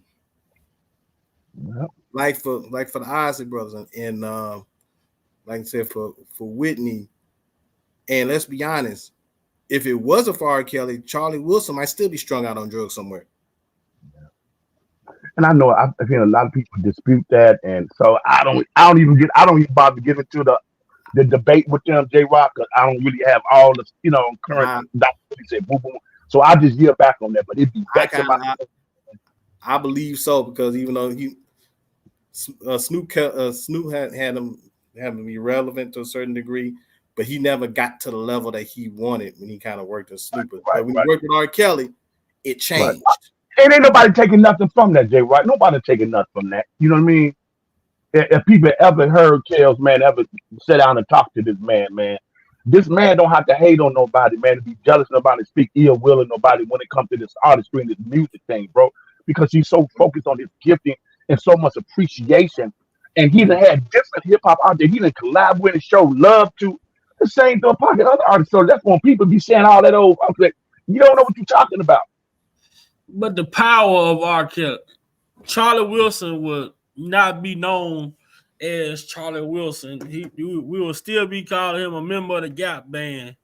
Yeah. What R. Kelly created, we'll still have some weight to some merit. We'll still carry some weight to some merit. Yeah. But when you get to the millennials, they don't know who you are. Persona Charlie Wilson is similar to the persona of Mr. Big. These are people that Kells made relevant. You know, house. Now when you say Charlie Wilson, first thing come to people, first name Charlie, last name Wilson.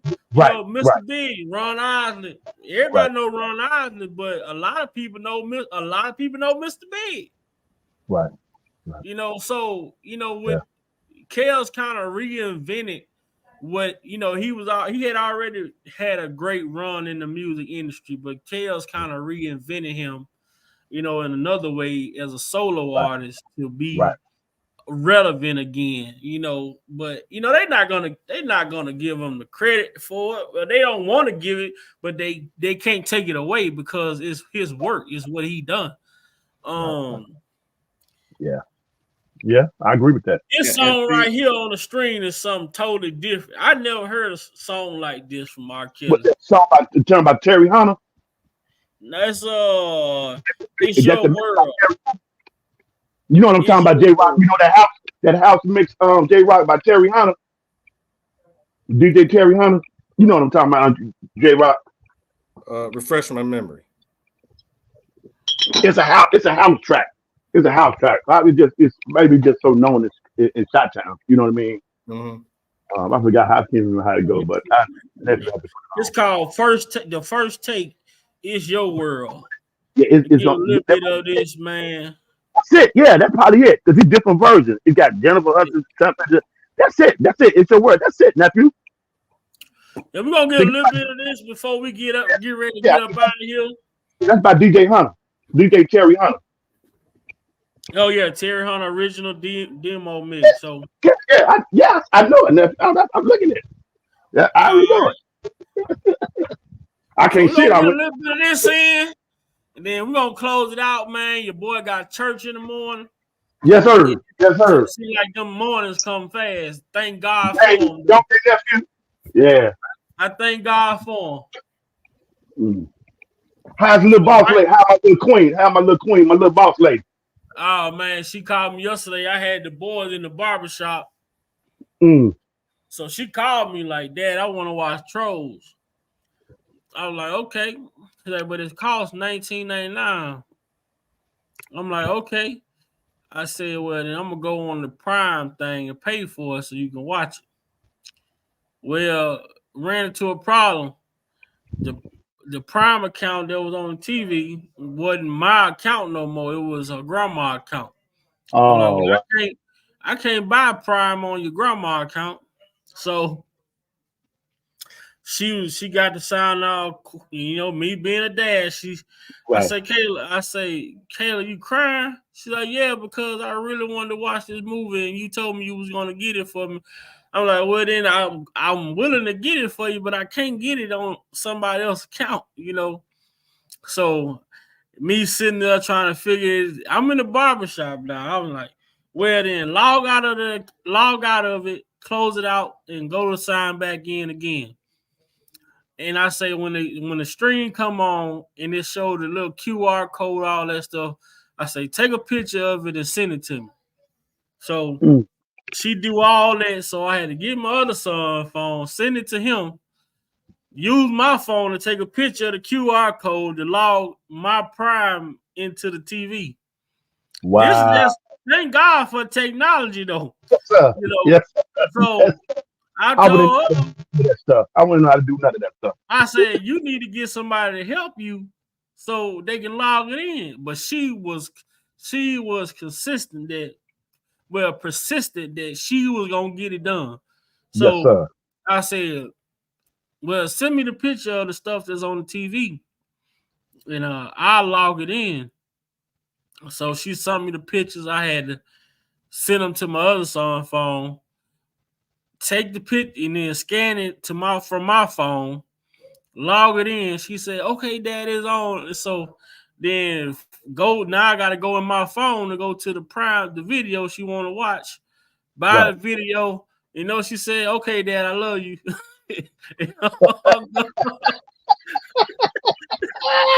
Hung up. That's what I'm talking about. I felt so used for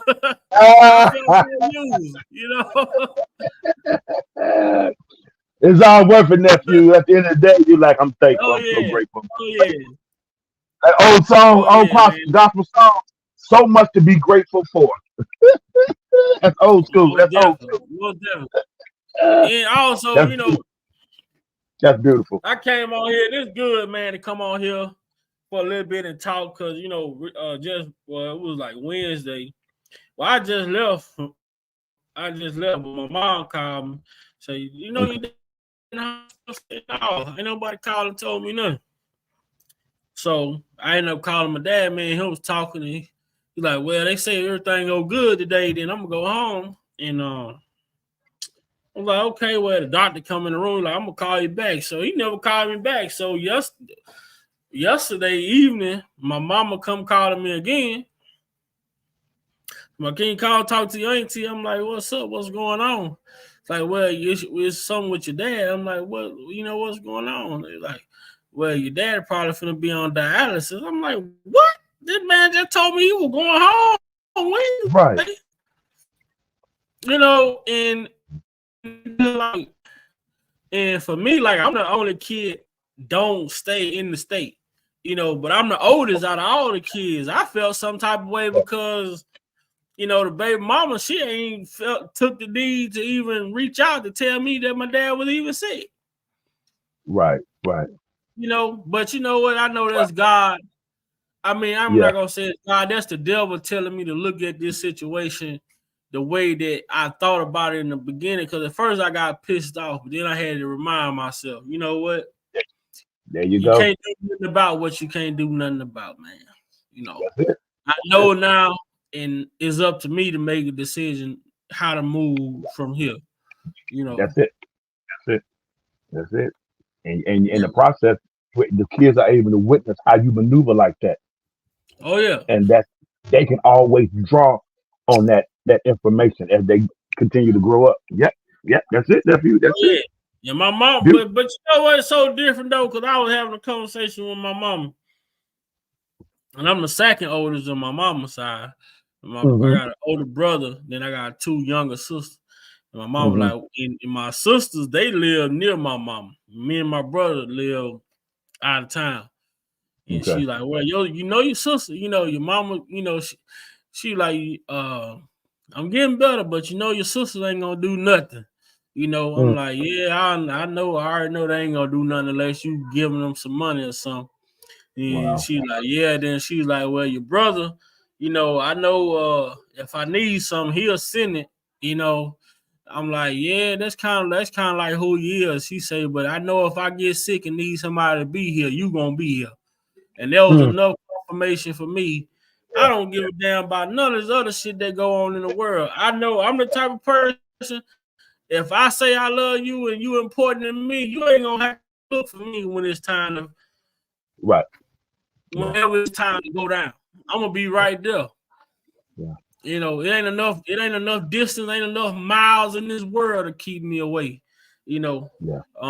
And like I said, I told my mama, you know what, you know, that right there meant a lot to me, you know, because that's just the type of person I am. You know, I drop everything, you know, and get there, you know, and I deal with the bullshit once I get back home. That song by Aaliyah, what's her name? J-Rock, Aaliyah Adams. Get there when you can. You know the song Get here. about. Yeah, there you go, J-Rock. There you go. Yeah. When you were talking, that song popped in my head, man. Yeah. Yeah. Yeah, man. But we'll listen to a little bit of this. Oh yeah, man. It's educate. You know, when we do good lives, informative lives, you're not gonna have the crowd of people because you ain't over here calling women bitches and hoes and you know. And I don't knock nobody who do their channel the way they do it. I salute. I want to see everybody progress, but I do understand that there are people out here that don't want to see you progress. But at the end of the day, you can't stop my progression because my progression was given to me by the man above, and you don't have the type of relationship that I have with him. So, hey, there you go. You can't rain on this parade, and even if it rains, I'm still gonna be riding with the windshield wipers on.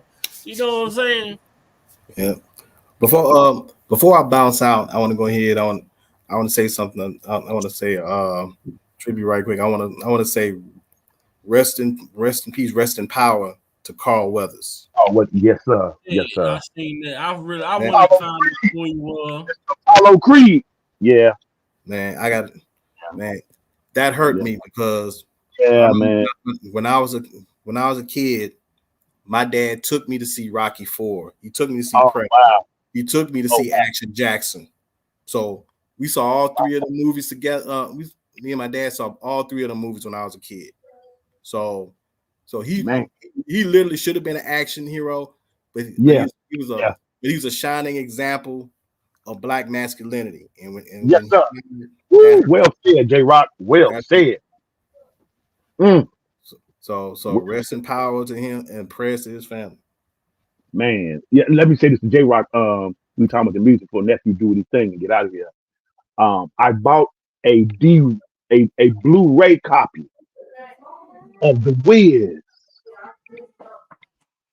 Man, J Rock, Her clothes just ain't looking at that J Rock and really understanding the impact that each player had in there.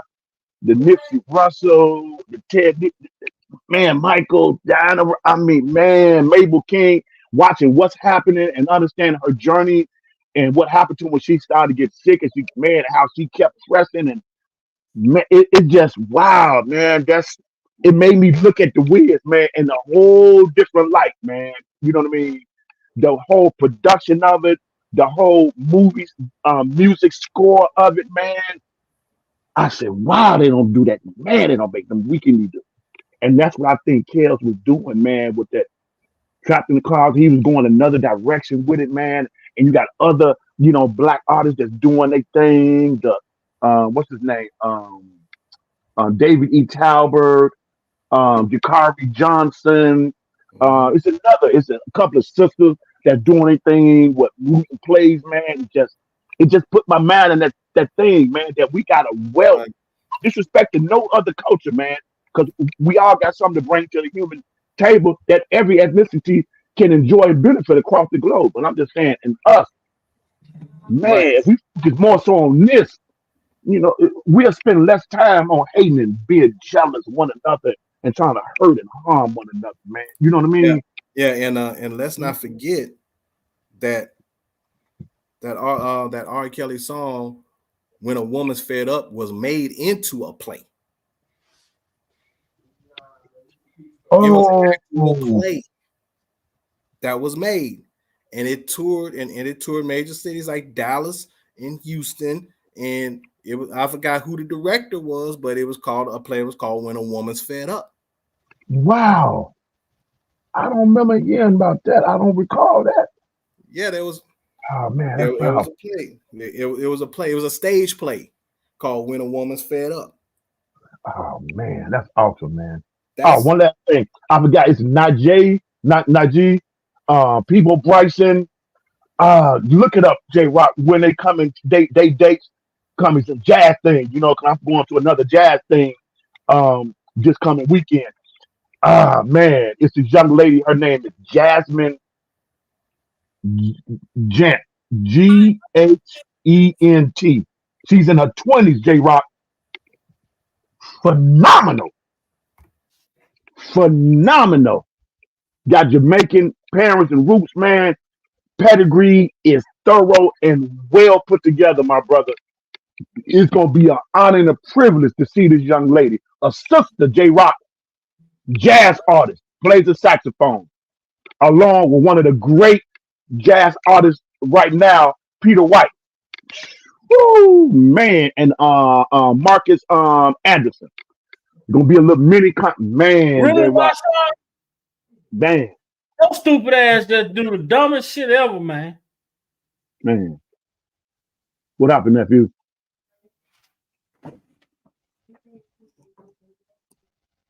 Yep, that's just what's going on. Yeah. Yeah, but this the same thing. He's finna play. Yeah, this is what I'm talking about. This is it's a house man.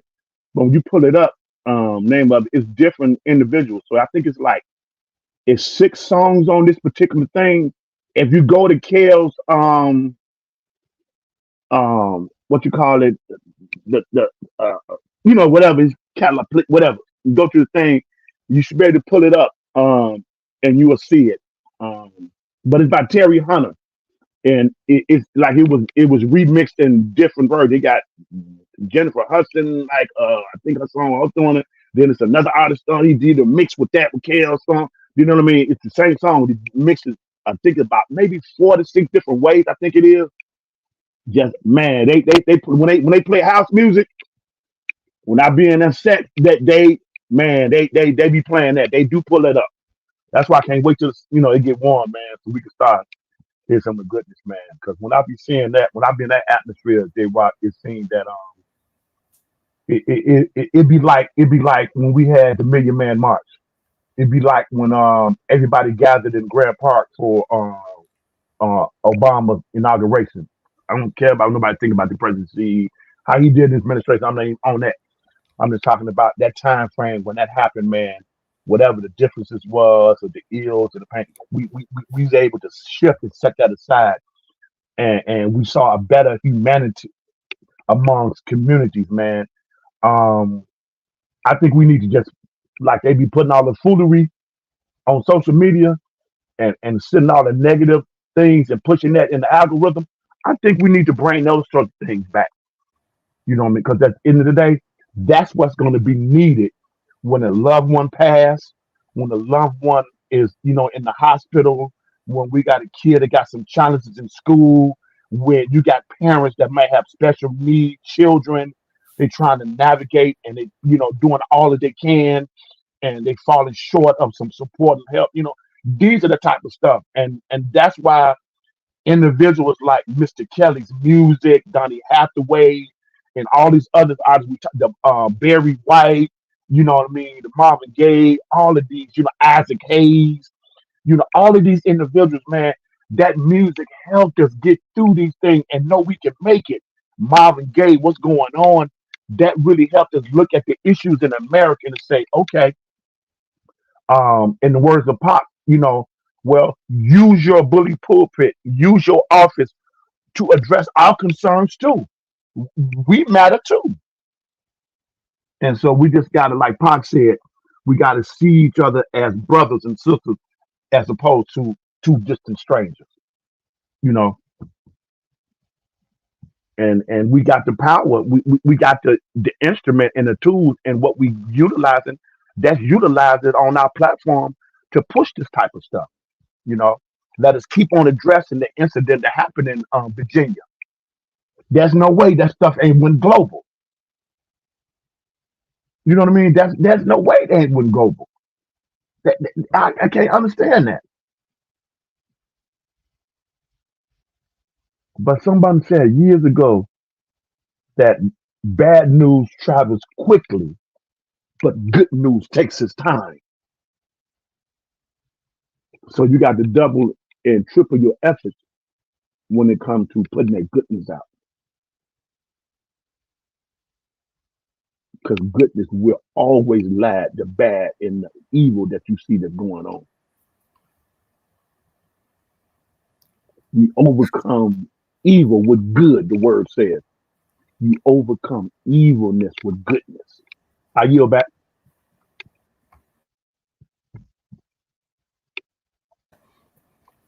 Yeah.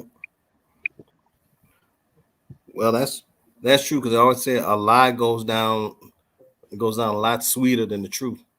Come on, J Rock. Bingo. That's it, J Rock. You got it. You got it, my brother. That's it. That's it. That's why that's why I understand. I didn't realize J Rock until just in recent just years how much of a dogfight it was to walk with integrity and to stand thorough and stand on your morals and your standards, man, and stand on principle. I didn't realize how much hatred you would get just to simply just walk with integrity and principle, not taking no shot at nobody, but just standing on principle, be unmovable, and maintain your integrity. I didn't realize how much hatred and vitriol people have in their heart and their soul. And it came to me, I said, wow, that's what it looked like to be in darkness. That's what it looks like to not deal with the unforgiveness, the hurt, the pain, the deficit. Whatever your parents failed to do or not do. That's what it looked like as an adult when that's not addressed. Wow. So when people are critiquing you and taking shots at you when you haven't done anything to them, especially when you know you're trying to be a principled person, is a reflect of the hurt and the pain that's inside of them. It's a war going on within their soul. Evil and good are battling for position. That's why these type of platforms are necessary. You're not gonna get no hate back. I'm gonna keep giving you like in the words of T. Stevens, you're gonna get this kale. He said, you're gonna get this goodness. I'm gonna keep giving you this goodness. And I'm gonna have to love you from a distance. And you got to realize some people don't want help. They want attention. They don't want help. They want attention. They want the attention that help gives them. Jason Lyrics, you keep trying to save a brother who don't want to be saved. Some people don't want to be saved. So you got to remove yourself. You can't give them access to continue to you because that spirit that's on them, that's inside of them, drain the joy and the peace out of you. You don't have to feel guilty for removing yourself, even when it's the closest family members. Whether it's mama, daddy, uncle, it don't matter who it may be. If there's a toxic spirit on them and they haven't come into an awakening to decide to make a change and move toward that and articulate that to get around help and support, then you must move yourself away from that. And you do not have to feel guilty about that. Because your mental health at the end of the day is precious to you like everyone else. And you have a right as a human to safeguard your heart and your mentality. You have a right to do that. And when society and government try to flood me with a lot of distractions to try to kill, steal, and destroy that, then I must stand up and fight against that. It's my human right. It's my human right. It's my human right. Don't stand for justice and goodness. We're going to stand for principle. Yep. Mental health has proven to be more important even now. Man, J Rock. In time. I see it, man. It's just, it breaks my heart, man, when I'm seeing recent things that I've seen, man. And when they close all the facilities, man, like in my city, I don't know about your city where you at, J Rock, but in my city in Chicago, excuse me, man, when they close those facilities, man, you got individuals, they flood the public system, transportation system, and ride, bro. You can tell people need to be, they need help. And to see people, I said, that's what Donny Hathaway was singing about. That's what that album Marvin Gaye was talking about. That's why they was trying to keep Pac quiet. And a lot of those conscious rappers who were talking about that and addressing the solution and the help and helping us get. That's why the people had that meeting to get rid of this stuff. And look what we got. They utilizing our new generation with all this negative stuff to take us back to wow. Why can't I was like J-Rock, why can't we see this and do something about it?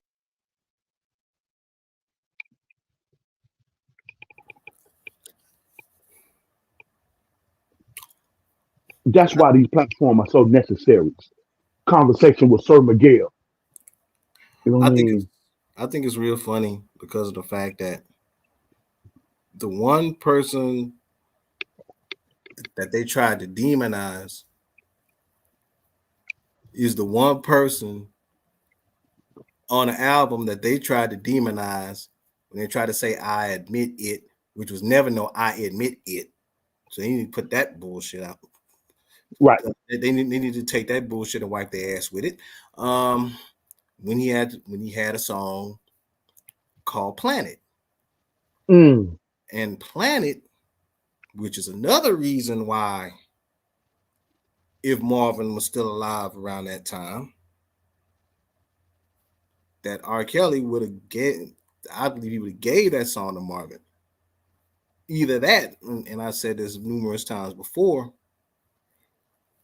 that the only way that song would have been any better is if Marvin was resurrected and he'd have sung it himself. That's the only way that song would have been any better. Because every point, because that song, because what R. Kelly said in that song, that was like, it was a mini Marvin Gaye kind of combined. It was a little bit of What's Going On, a little bit of Mercy Mercy Me, and a little bit of Any City Blues, all thrown together in one song. Yeah.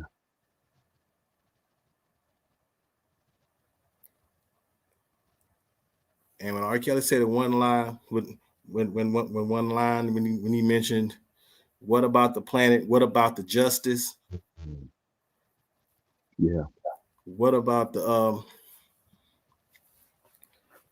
And he said, he said, what about the churches? He said, what about the law? What about the killers doing all the killing? Every pointed topic that the people before him addressed, he addressed. Yeah. Let me say this, J-Rock. On the behalf of Big Vi Opinion Platform, as his Uncle Muse, blessings to y'all. Y'all are so, oh man, y'all are so gracious and kind. Love y'all so much, man. Y'all been hitting hard and strong. Woo. Man, our Queen Nisi Mo, man, miss on the platform. You not gonna get no pass. I know you busy. You wearing a lot of hats. You taking care of a lot of things with the family and all that. It's understood. No explanation. But I'm gonna tease you anyway. No, we miss you on the platform. Blessing to everybody, man. There's so many names, J Rock. Everybody is hitting so hard. Shouting to everyone on the platform, man. Y'all are equally important, man. I want to make a suggestion to everyone in the chat. From now on, you have to, send it to, nephew, guys, the ideas or what have you. But any subject that we having, based on the title of the live that nephew brings about, and how we dive into that, we'll touch this, we'll touch that, we'll touch this, and we wish in the comments and acknowledge your comment. You all have some questions. Especially when you see the panel be like it normally be with the certain individuals on the panel. Take advantage of those opportunities. If you all like, it's some things that y'all may want to have some little insight on some stuff that only J Rock can answer. We call J Rock, the Mr. Timeline information. He come with a whole perspective that none of us dare touch, and et cetera, et cetera. Have these questions when y'all come in, because my heart is always concerned about making sure that the chat stay engaged, because that's what it's all about. We family over here, and you all doing research and diving into things that a lot of us don't have time. We miss. So when we come in fellowship and we had this family reunion again, hey, y'all bring y'all questions. You know what I mean? You may have something for vote. You may have some for Krupp, JT, Sir Miguel, Lil Mac, et cetera, et cetera. All the newcomers coming here. You know what I'm saying, J-Rock? So, just want to acknowledge that, man, to say grace and peace and blessing to every single member in the chat in your household. And always remember this, and I'm going to pass it to J-Rock. Always remember this. If you forget anything else that Uncle Muse ever say, I don't care what happened, what's going on. How it affect you, family members, your whatever is going on from A to Z. If you don't like what you're getting and what you're seeing develop in this thing called life, then change what you're doing from your perspective and how you execute and you move. Because if we don't do that, beloved, the same result that you behold, you will continue to wake up and see. So, in the words of the late Michael Jackson, go in the bathroom and close the door and look in that mirror and ask that individual, are they willing to make a change? And he said, no message could have ever been any clearer. And I yield back to Uncle Muse.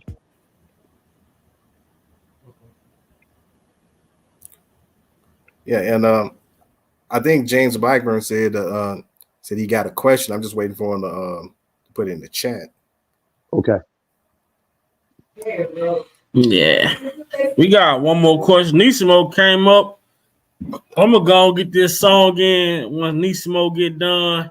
So we get, No, I'm an I hour was ahead, just coming y'all. up because I was checking on you, baby. I didn't know what was going on, but hi, babies. How y'all doing? But I just wanted to make sure you were good. Oh What's yeah, up, I'm beloved? good. Yes. Okay. Little kids be on them games playing and get the cursing like you on him, like you ain't even in the room. Right, right. Okay. Well, Hey, I just wanted to make sure you guys were good. You were good, and I know the other two, and my other brother over here, he done went all the way ham on me. But I'm gonna get him. I'm gonna get him. yeah. But I'm ready. I was sitting in the queue waiting when you mentioned my name. I was sitting right there in the queue waiting. I said, No. I'm up in here. Ah, But I just wanted to make sure Vi was good because when he left, I know things can happen abruptly and I just didn't want nothing. He know how I feel about the kids. When it comes to the kids, I have a different take. yes, Niecy was ma'am. lying in the weeds. Yes, ma'am. She was lying in the weeds. I will get in the vehicle. I don't care where you at. I will get in the vehicle. I get to you. That's what I'm talking about. That's what I'm. Now, Niecy, let me ask you this: was I accurate? Oh yeah, I posted in there. Yeah, you were on point. You were solely on point. You was 1,000% on point. Mhm. But I just wanted to also say something that I don't know if you guys saw it in my I think I posted it yesterday, but Vi, if you can, what we gonna do, we'll talk about it afterwards. I don't want to talk about it here, but we'll talk about it Okay. afterwards. Okay. But what I want everybody to take away today and keep putting this in your spirit and remember it, remember it, remember it, remember it, remember it. And every time you come on here, you'll remember it. But one thing you started out doing, and I want you to get back to it, and that's opening up with the prayer, closing with the prayer. Yeah, yeah, yeah. I'm listening Because to. a family that prays together stays Hey, together. yeah, that's it. That's all. And and that's going to keep the devil on the run. That's it. I couldn't get it out of my thoughts quick and enough, Lisa. we do have a question, and I think Niecy, you might be able to answer this one.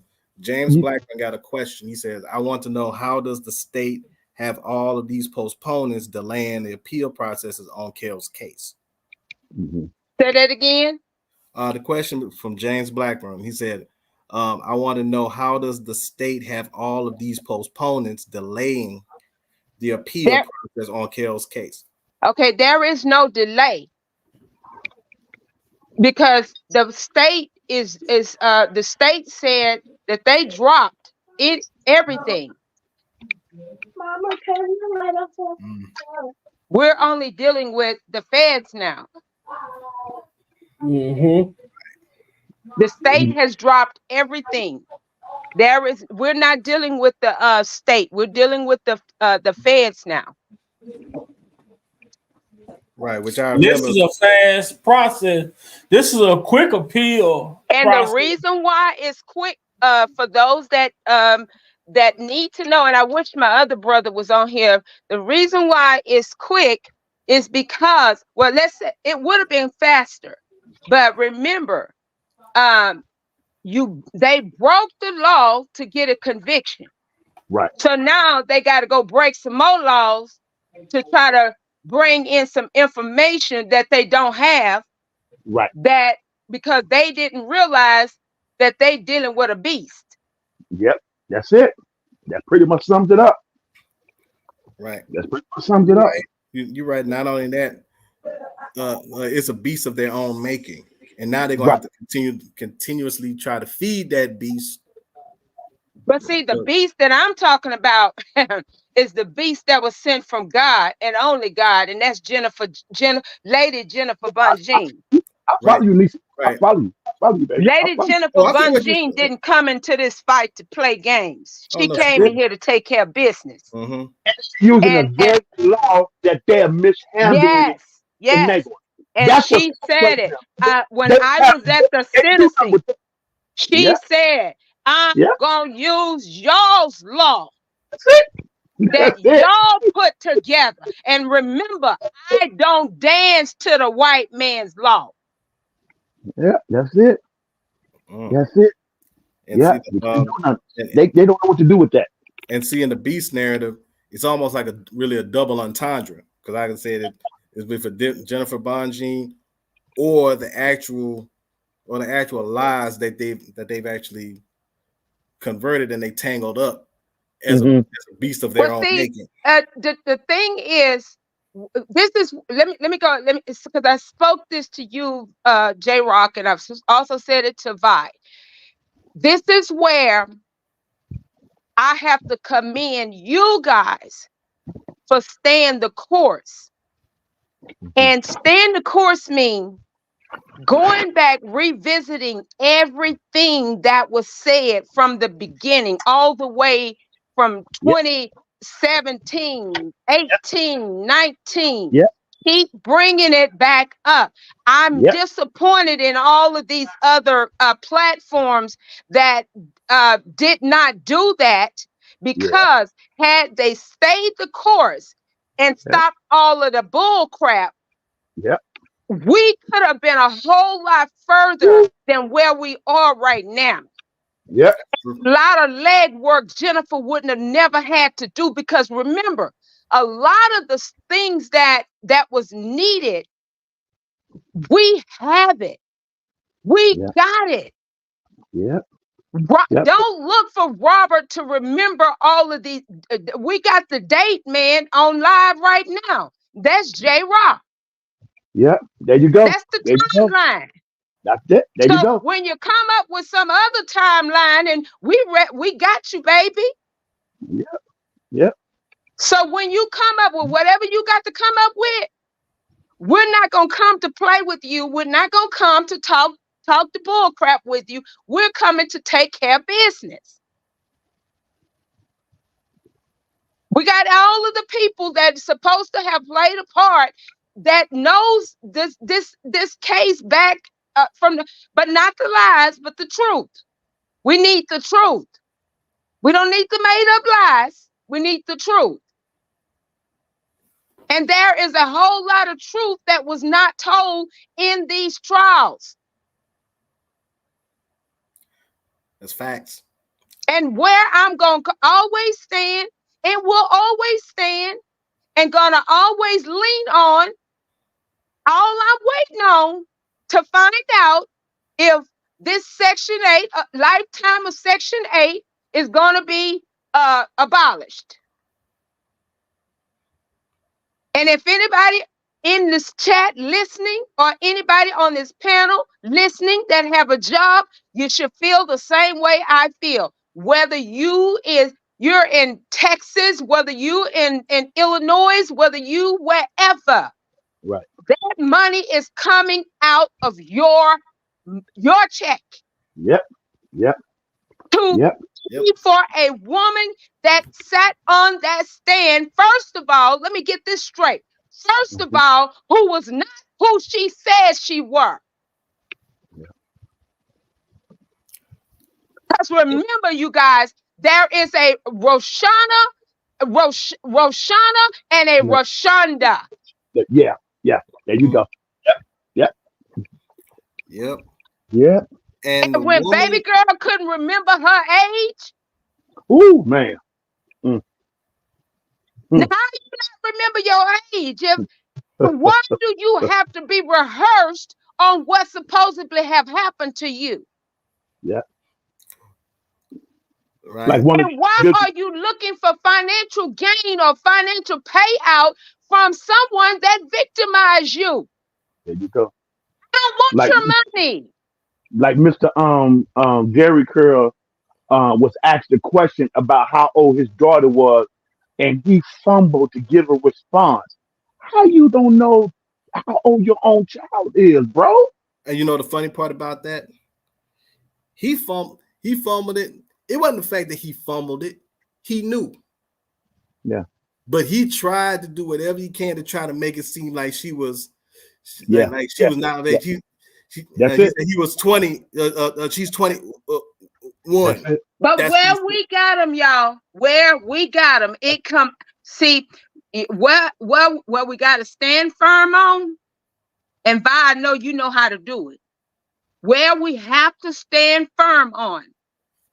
The only reason why Rob had a case in New York was for that hooker that lives here in Texas that claimed she couldn't get out of a truck because the truck was locked, as though the truck only locked on the outside. Childproof locks were giving her hell. You better stop it, J. Rock. Hey, my old man used to say this saying, and it took me years and years after I got an adult to really understand and unpack what he said. It was so much what he said, and he did it a lot. He said, the truth does not ever need any help because it's always pointed towards justice. That's it. And he just walked away. You know what? Mr. Kelsey was able to sit there without saying a mumbling word, without showing any remorse. That's it. Because for one, he said before he ever went in, I don't even know half of these women that saying that I did this to them. Yep. That's what brings in. Do you know how many women this man meet? Yeah. But every crackhead they went out there and act like he did, he sodomized them so hard and that they can't even see the light of day. Y'all better make it make sense. Yep. Speaking of crackheads, please watch out for Asante McGee, who got this book called No Longer Trapped in the Closet. Lil Pokey. Miss how can I put this? Oh yeah, she was the lady on New Jack City when she said, I was prom queen at King High School. Please watch out. They're gonna try to milk it for everything they got, huh? Wow. Let me tell y'all something. God don't like ugly and he ain't too keen on pretty. But one thing I'm going to always stand on and will always stand on, and I hate to burst a lot of people's bubbles, and I know that this is what they're looking for, but you're praying the wrong prayer. If you're praying for Robert to come back out here and do what he went in there for, God is not that kind of God. You better say it. God is making this man, Robert Sylvester Kelly, not R. Kelly, the man that he called him to be. You better speak on it. Speak on it. So if that's not the prayer you praying, you may want to go in another direction. and stop sending him these letters with Yeah. these provocative pictures, Wow. and Yeah. stop asking him if he know this person, if he know that person, because the only answer you're going to get is keep me in prayer. You know why you're going to get that answer? Because it's a man that God is doing a great work on. Yeah. Yeah. A lot of us can take note of that. A lot of us can take note of that and learn from that. Yep. And draw from that. Yep. He's We all, working on him, not we all just on the want. outside, but on the Yep. inside. There you go. He's There you, gonna have a sermon that Jamal Bryant won't even be able to touch. that. I almost said something. That Joker, man. And I got that's a couple putting of it. words about Jamal, but nah, I ain't gonna say nothing. Yeah, that's right. I had to stop myself, J Rock. I had to catch I'm myself. about I had that. to I ain't gonna say what I was gonna say. catch myself. That's why I said that Joker. I had to catch, but I get it though. I get it. I get it. I So really for those that can catch on to the fire that God is already stirred up, just keep asking God to just let some of it fall on me. Yeah. Yeah. Let me be in the house when he bring that sermon that is needed for the world, Yeah. because Yeah. he's going to be able to reach people that we have not ever been Yeah. able to Yeah. reach. Yeah. God is doing that with a lot of individuals, Sister Nikimo. He's doing that with a lot of us. Look what Jesus He's picked. going to break him to the point to where he knows that he's been broken to make him. And I know y'all understand that. And I would say it like this: the reason why Jesus had a lot of rough time with the individuals that was in leadership, priests, because he didn't go to the Sanhedrin and the scribe Hmm. and recruit them. Jesus went in the gutter. Yeah. He went in the street, common men. Those who you think that was downtrodden, that wasn't better than you because of your well put together position, all that. And they felt some type of way about that. That's why his music and his whole essence of who he is never, I don't recall ever hearing it. And I've listened to him a lot of interviews. I didn't even heard him mention no letters of a person's name, and didn't point them or that scenario or that situation.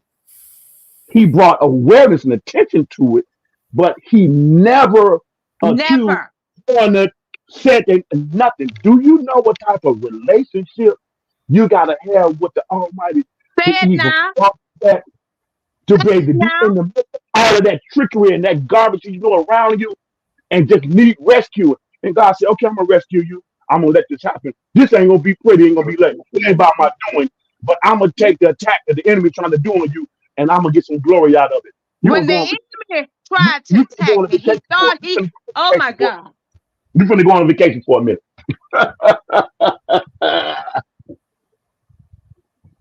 But he said, let not your heart be troubled. Yeah, Believe in God. Oh my God. yeah, yeah, yeah. You That's know, why we've been talking about Nisi. I'm giving you J Rock. That's why we're talking about the music is. Ooh, no matter what the music. That's why he pointed out in that interview with Brother Drake. He said it. No, when I started out, I wanted my goal was to do inspirational songs, humanitarian songs. You know what I mean? Spiritual songs, gospel songs, and so that's what it's hard. And if you look at only J Rock can touch this. I can't even do it no justice. It was a period where his music shift into what he initially said when he was with the interview with Drake. I give back to J Rock. J Rock got what I mean. But let me tell you this. Y'all think the catalog that he have with these R&B songs is something. Y'all wait to Mm, hear the Come on, his come gospel on, catalog. Mo. Don't do it. Oh, don't do it. Ooh, you got me pass out. I already know. You got a gospel catalog. Hey, Mo. I'm telling y'all, every gospel artist wanted it by Mm, any means necessary. mm. I keep But listening. I y'all, keep let me tell y'all listening. one thing that I know for a fact. Mm, Thank mm, mm. God for you, Kim Burrell. She Yeah. said, I got my brothers back. Mm, yeah. Prayer change this thing. I remember y'all said that, and I said Kim Burrell will never get a negative word out of me. Mm, You huh, won't. And mm, Ever since that woman went on her live and said, I know y'all not gonna like me no more. Y'all might even unsubscribe to me. what? But I'm asking those that are real and who Huh, they say they are. speak it. Pray for my brother. Mm, Yes, my brother, Robert Sylvester Kelly. speak on it. She Wow. said all have sinned. Sin, you sin. Some of our sins, we should have been locked, we should have been dead. Huh. But God kept us and Mm-hmm. spared our lives once again. So Yeah. we can't look down upon him as though he has done something so wrong that he can't be forgiven of. Mm-hmm. Because in my eyes, I haven't seen anything Yep. That's right. that he should even be locked up one day for. There you go. That's it. That's all. She said, but I've seen some things where others should have Ah, been locked up come on now. for what they did to him. There you go. And that not been brought in court. Huh. conveniently left out. Huh. Yes, sir. Yes, sir, J Rock. Yes, sir. And when I asked, why aren't you calling Kim? She said, I don't need anyone to pay for me to get there to testify on behalf of my brother. I'm there. But not one phone call was made to her. Yeah. You already know. You already know. I would But really like to, God had a plan. He had a master plan. Yeah. What you saying? What you say, J Rock? I was about to say I would really like to talk to Kim Burrell Hmm. because I promise you, Kim Burrell hair might be on fire if I tell her some of the stuff I know now. Mm. Yes. I promise you. Y'all, the girls, when that woman said she was when, and I'm telling y'all, she went live. Kelly went live and spoke against Kim because Kim went off on her. She said, how can you? Okay. We slept in the same bed with this man. Mm-hmm. He didn't touch you and he didn't touch me. There you go. We sang half the night, laughing half the night, and make it make sense. Mm. Yeah. We saw people bringing their children to him. We saw him turning away. Yep. Yep. But what you not gonna do, you're not gonna scandalize his name. Because his name is great. Not because I say so, because God says so. And see, Nisa, I'm glad you said that because after going through that audio book about Marvin Gaye, it kind of shifted, it kind of heightened my focus a little bit more. Okay. Because of the fact I look at Marvin, I looked at Mike, I looked at what happened with Teddy Pendergrass, and people try to say, you know, that it was a conspiracy and everything. By the way, if none of you have ever seen the documentary, if you don't know me by now, in regards to Teddy Pendergrass, please check that out. Okay. No, I didn't get a chance to check that out. I will check that out. I mean, but But the reason why I bring this up is because all of our, particularly black folks, a lot of our major stars get thrown into major scandals. Yeah. And it stops today. Drugged by the mud, drugging them through the mud. Yeah. Regularly. Yeah. And you have to ask yourself the question: when is enough enough? That's it, J-Rock. That's it. That's it, Niximo. That's gonna be the I don't know, whatever the word is that we keep on. We got to keep on saying. When is enough enough? And appeal to the human decency of the soul, because I get it, Niximo. I get it.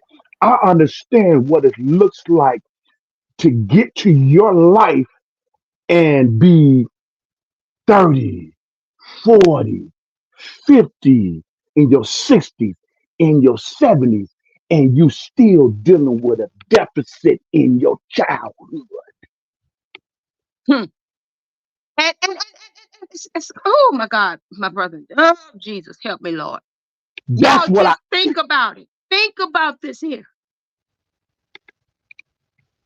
At Rob Citizen.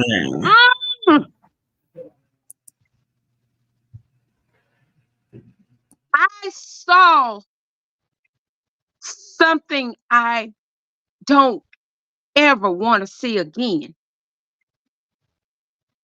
And that is my people feeling good about coming to a god darn lynching.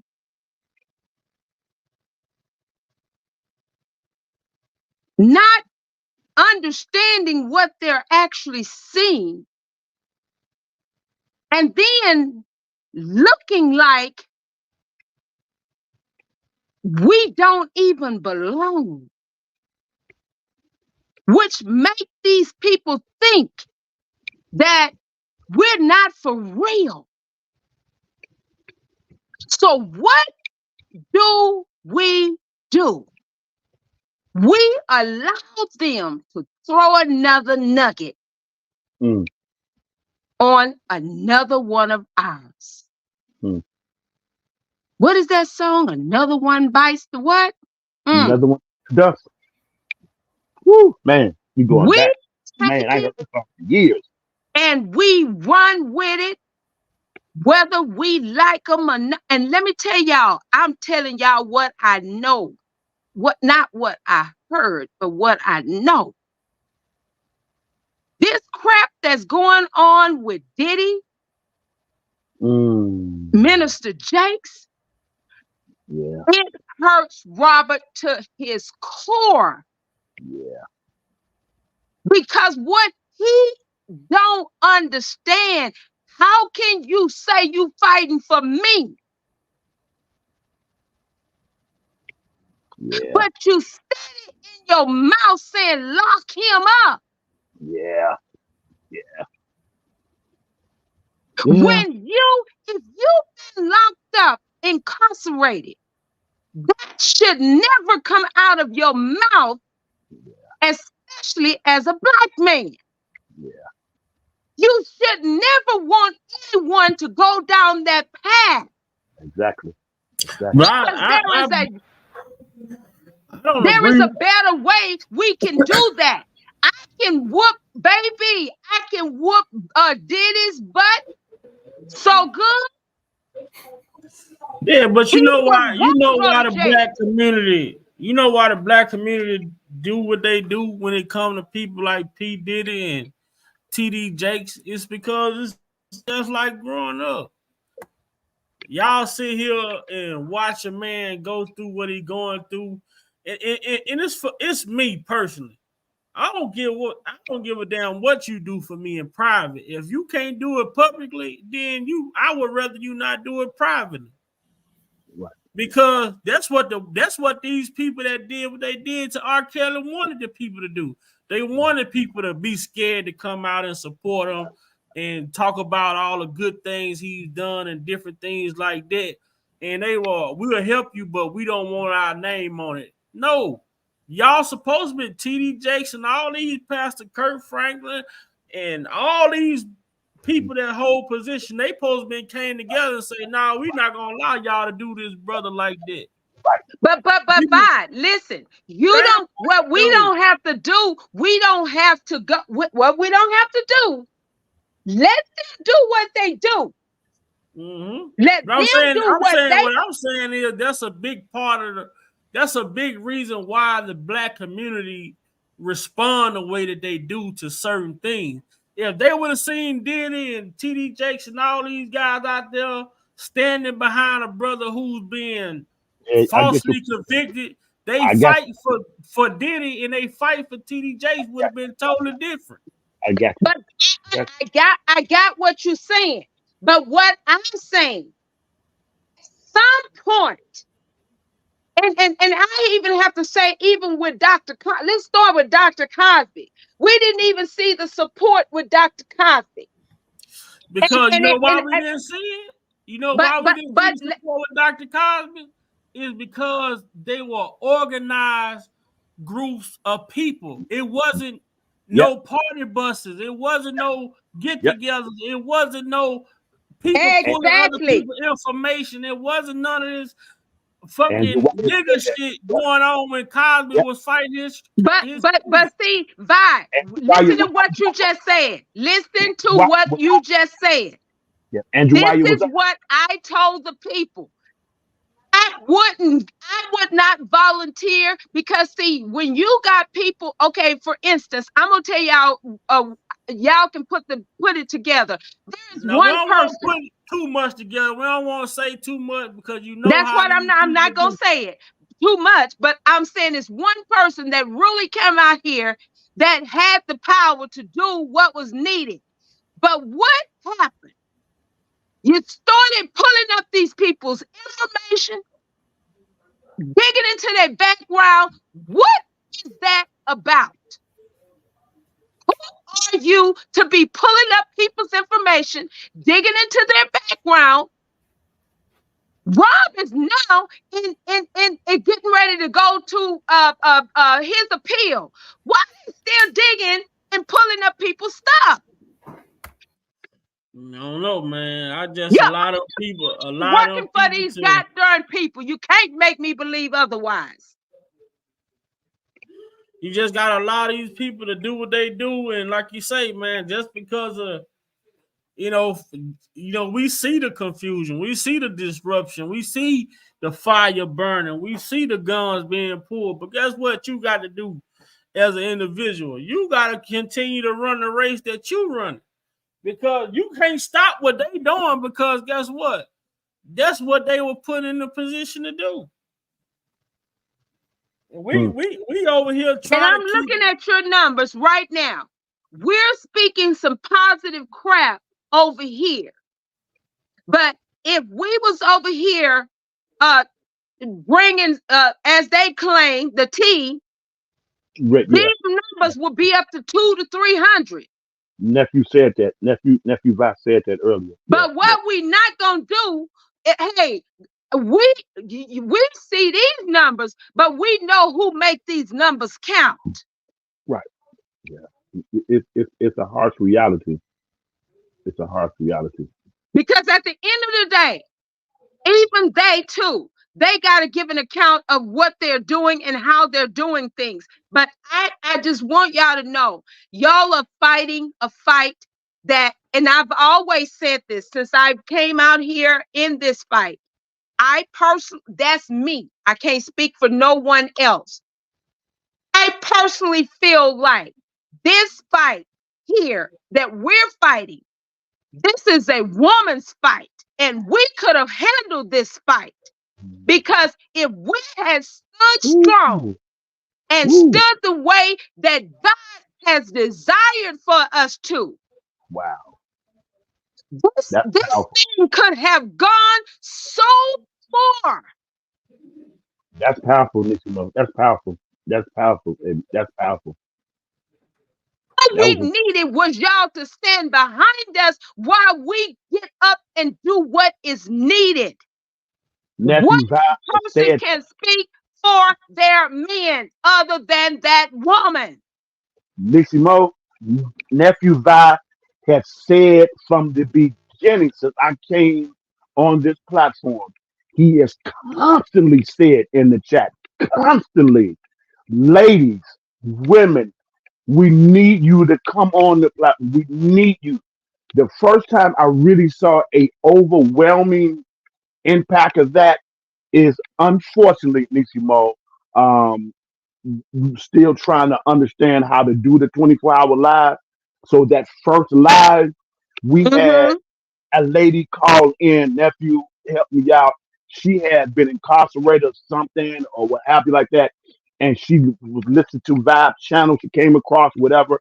And various individuals across the country was listening to, which was early stage. And nephew couldn't, he didn't, we didn't know how to cut it off at certain points where we could save it.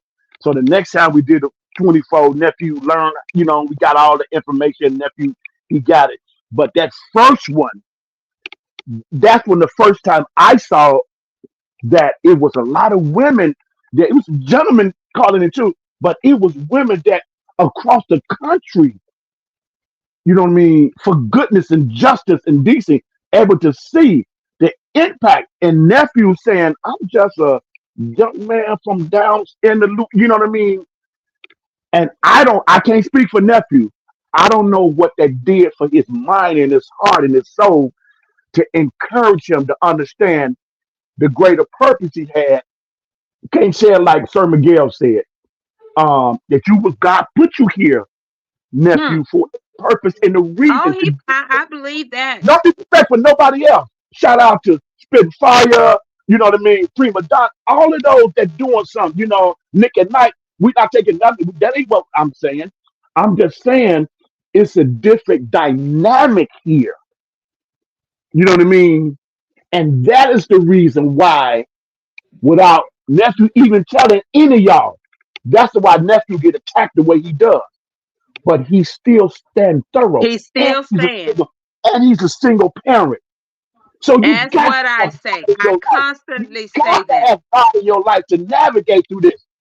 Because in the words of Idi Amin, one of Tupac Machiavelli trained soldier from the outlaws, this game right here, when you walk in this righteous path and trying to do the right thing, ain't for the weak and the timid. Hey.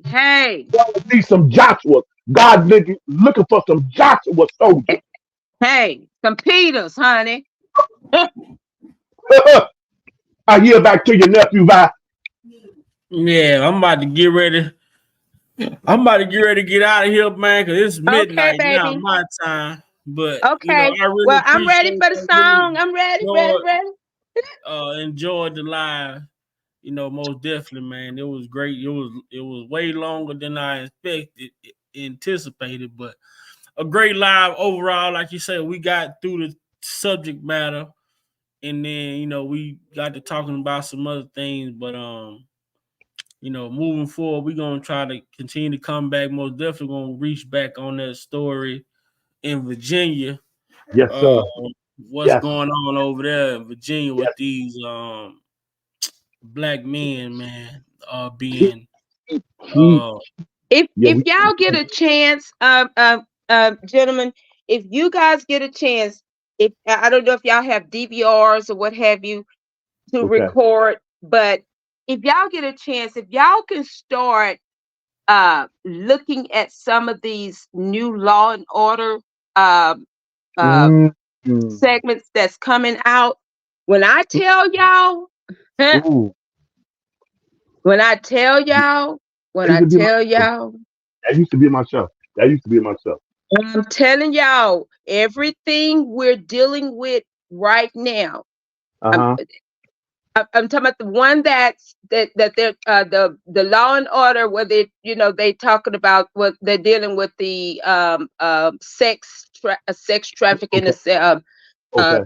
yeah, that one is you're gonna see some things on these new ones that's really gonna be helpful as far as, especially for as this case that we're dealing with Ron. What year is this segment, Nixmo, you referring to? This year, last year, This or year, year this before? year, this Okay. year. Okay. You got this do the last year and this year. But Yeah. they are so helpful because they got some stuff. Because y'all do know that this AI stuff is going hard. That stuff been around they putting it in the front now, but it's been around. It's been around. Hey, it's been around so to the point to where, okay, let me ask y'all a question. I know y'all, and it's quick. That initial tape of that supposed to been of Rob, was that DVD, or CD? DVDs wasn't even out then. It was VHS. It was a VHS. That's what I mean. Okay. It was VHS. But how in the hell it was VHS, but on a CD? Yeah, yes, right. Yeah. Whatever. Then that's what that stuff that Jennifer. Those are good fights that Jennifer can she can bring, because it wasn't even DVD. It was clippings from multiple tapes that put together. In the tape, the key tape that's supposed to been showed the Jane Doe wasn't even in court. So it was lost. He said it had a blue stamp on it. Yeah. And it wasn't even there. And the initial tape didn't even have audio. Yeah, let me say this. Let me say this real quick, so nephew can get out of here and take care of the kids and get up in the morning. Real simple. And the chat family and the panel are going to agree with me. Thank you, nephew Vi. Thank you. Thank you for your integrity. Thank you for your morals. Thank you for your time. For your standards. Thank you for your dedication. Thank you for your commitment. Thank you for being a phenomenal father. Phenomenal father. I don't even know what that's like to be, and I'm trying not to get choked up because I consider you my blood nephew. I don't even know what it's like to migrate 1,300 miles and make a decision that you're not even clear on if you don't have divine guidance on top of you. I know it had to be so. And for you to be at a time like this to affect so many individuals' lives that you would never comprehend. As your uncle, I have to tell you, God bless you for your DNA. Bless you, nephew. I appreciate it, man. Like I say, man, it's the stuff you do without effort, which put you in the place where you need to be. Anything you gotta try to do, anything you gotta try to be good at, it ain't meant for you to be doing. Yeah. But when I come on this platform, it's therapeutic for me. It's easy for me to come on here and talk. Well, Vi, I'm going ahead and say thank you for the channel. Yeah. I'm gonna see you this week. I told you better make some time, man. I can't eat no chicken like that, but we gotta go get some fish or something. I'm gonna go get some fish or something. But I'm gonna see you this week, though. If I like I said, if I'm in town, I might be out of town because my brother got a birthday. You might be out of town. You did say that. But wait a minute, hold the hell up. You back home? Nuh-uh. I'm in where I'm at, but I'm coming to Texas. Well, I'm going to Louisiana. Well, just call me when you get to Texas. Yeah, I'm coming to Louisiana, then I'm coming to Texas on the well, just call me when you get to Texas. I will. Most definitely I will. Yeah. Because that ain't nothing for me to do a hop, skip, and a jump on to Dallas. Yeah, I told J-Rod, he know my little chicken spot, man. Where I be in Yeah. J-Rock. And the ironic part, it was my first time. I met J-Rock, man. I was on my birthday last year. I'm glad he got up out there, but I was tore up, boy. But J-Rock, and I was sitting there talking to somebody like Big Bob P. I was like, hold on, one nigga calling me Big Bob P. I remember that. J-Rock, man. I say, man, what the hell? I'm like, oh, hell no. I was just saddened that I wasn't able to join the fellowship, man. I know that's right, baby. But the ironic part that was my first time actually being in that spot. I've passed by, but I never been in there. Yeah. I'm gonna say I'm gonna do some traveling nephew. I've moved around. You know what I mean? Need some more. I'm introvert. I do my thing, and I've been I don't know if you heard me earlier, but I've been reintroducing myself to my jazz love, and thank my late father, and my grandparents introduced me to that stuff, and Nisi Mo. Oh man, it's like a new rebirth. I done found my heart. I still like to, the Jackie Wilson, all that. Don't get it twisted now. I'm an issue of music, but jazz is my hardcore. Yes. Like poetry was to Pac.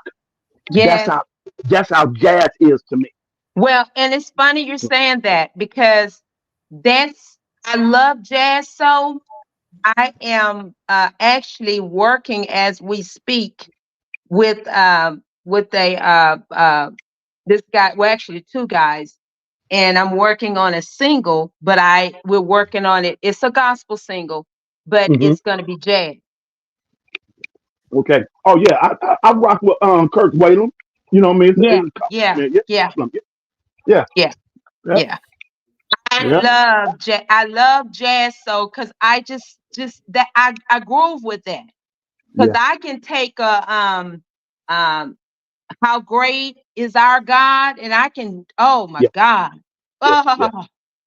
You can jazz that. You can, I mean, if you know how to play it, the way that where you following me. Oh yeah, we can do that.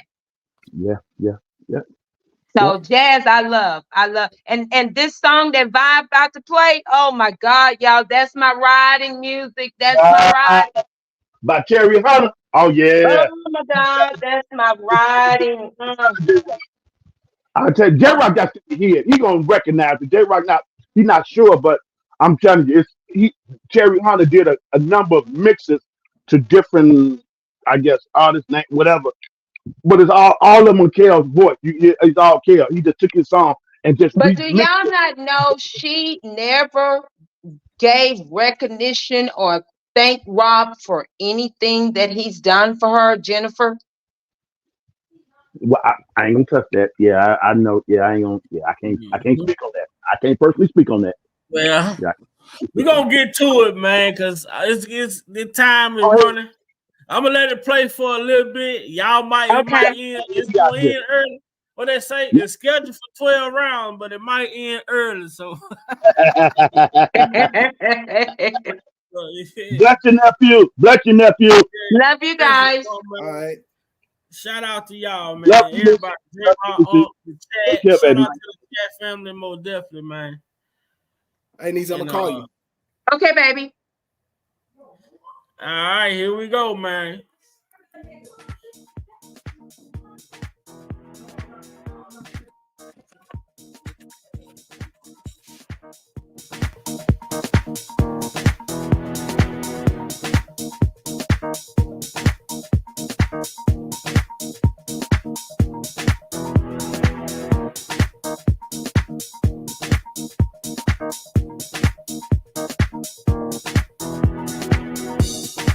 Anything that you want from me, girl, you can get it anytime, any place.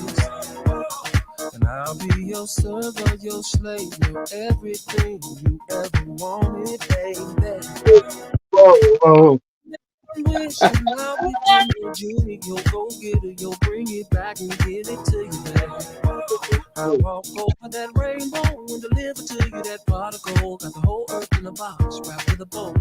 It's your world, yeah. It's your world, baby. It's your world, baby. And everything in it. It's your world, yeah. It's your world, baby. They can't touch the king of R&B. His name is Ted. And the word of T. Stevens. Y'all gonna get the tail. Y'all gonna get the tail. That man that redefined R&B into the millennial era. Oh, that's crazy. I'll be your heaven, your blessing, no Baby. make all your dreams come true. No matter what it is, just say what it is, and I will do it for you. I walk a mile, I swim a mile, I bow, stick my finger in the ground and turn this circle around for you. 'Cause it's your world, baby. It's your world, baby. It's your world, baby. Everything, baby. It's your world, yeah. It's your world. It's your world. Girl, if you ask, it shall be given. Got me doing my house dance. We gonna It's pick your up with world, man. we It's pick your up with world. Man, I wish J Rock could have stayed on here, but I'm gonna send it to him, nephew. Don't worry about it. I got the list. I go on my catalog music thing. I'm gonna send it to J Rock. All right, man. With that being Bless said, everybody. man, you be smooth. Hey, I'm Yes, gonna sir. be here in Chicago soon, man. So, you know, Yes, whenever I sir. get ready to make my way that way, you gonna be the first call. Yes, sir. And you ain't that far from me because I gotta find exactly where she's at. But my baby sister stays in Ohio, Cleveland, Ohio. I think it is. I found Okay. exactly where she at. But I'll find it out. I'll find it this week. I'll call and find it this week. And it'll trip me out if you ain't that far from her. That'd be amazing. I'm only a couple That'd hours be amazing. That'd little bit make, you know, from Cleveland.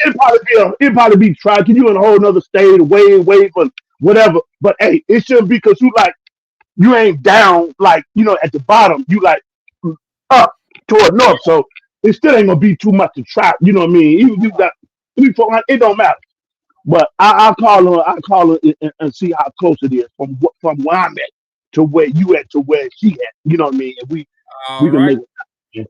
So We're gonna bless make everybody. it because you already know, man. I'm going to My Radio Chicago, man, with Jeff and them and Kiki, Crooks and King. Okay. B. You know, they gave me the invitation, so I'm gonna Okay. just make time to get up their way. Okay, that's what's up. Okay, we'll talk off the air soon in a couple of days. All right, Aunt, man. You be All right. safe, man. Love you. Yeah, love you, nephew. Bless everybody in the chat. Peace and blessing to you.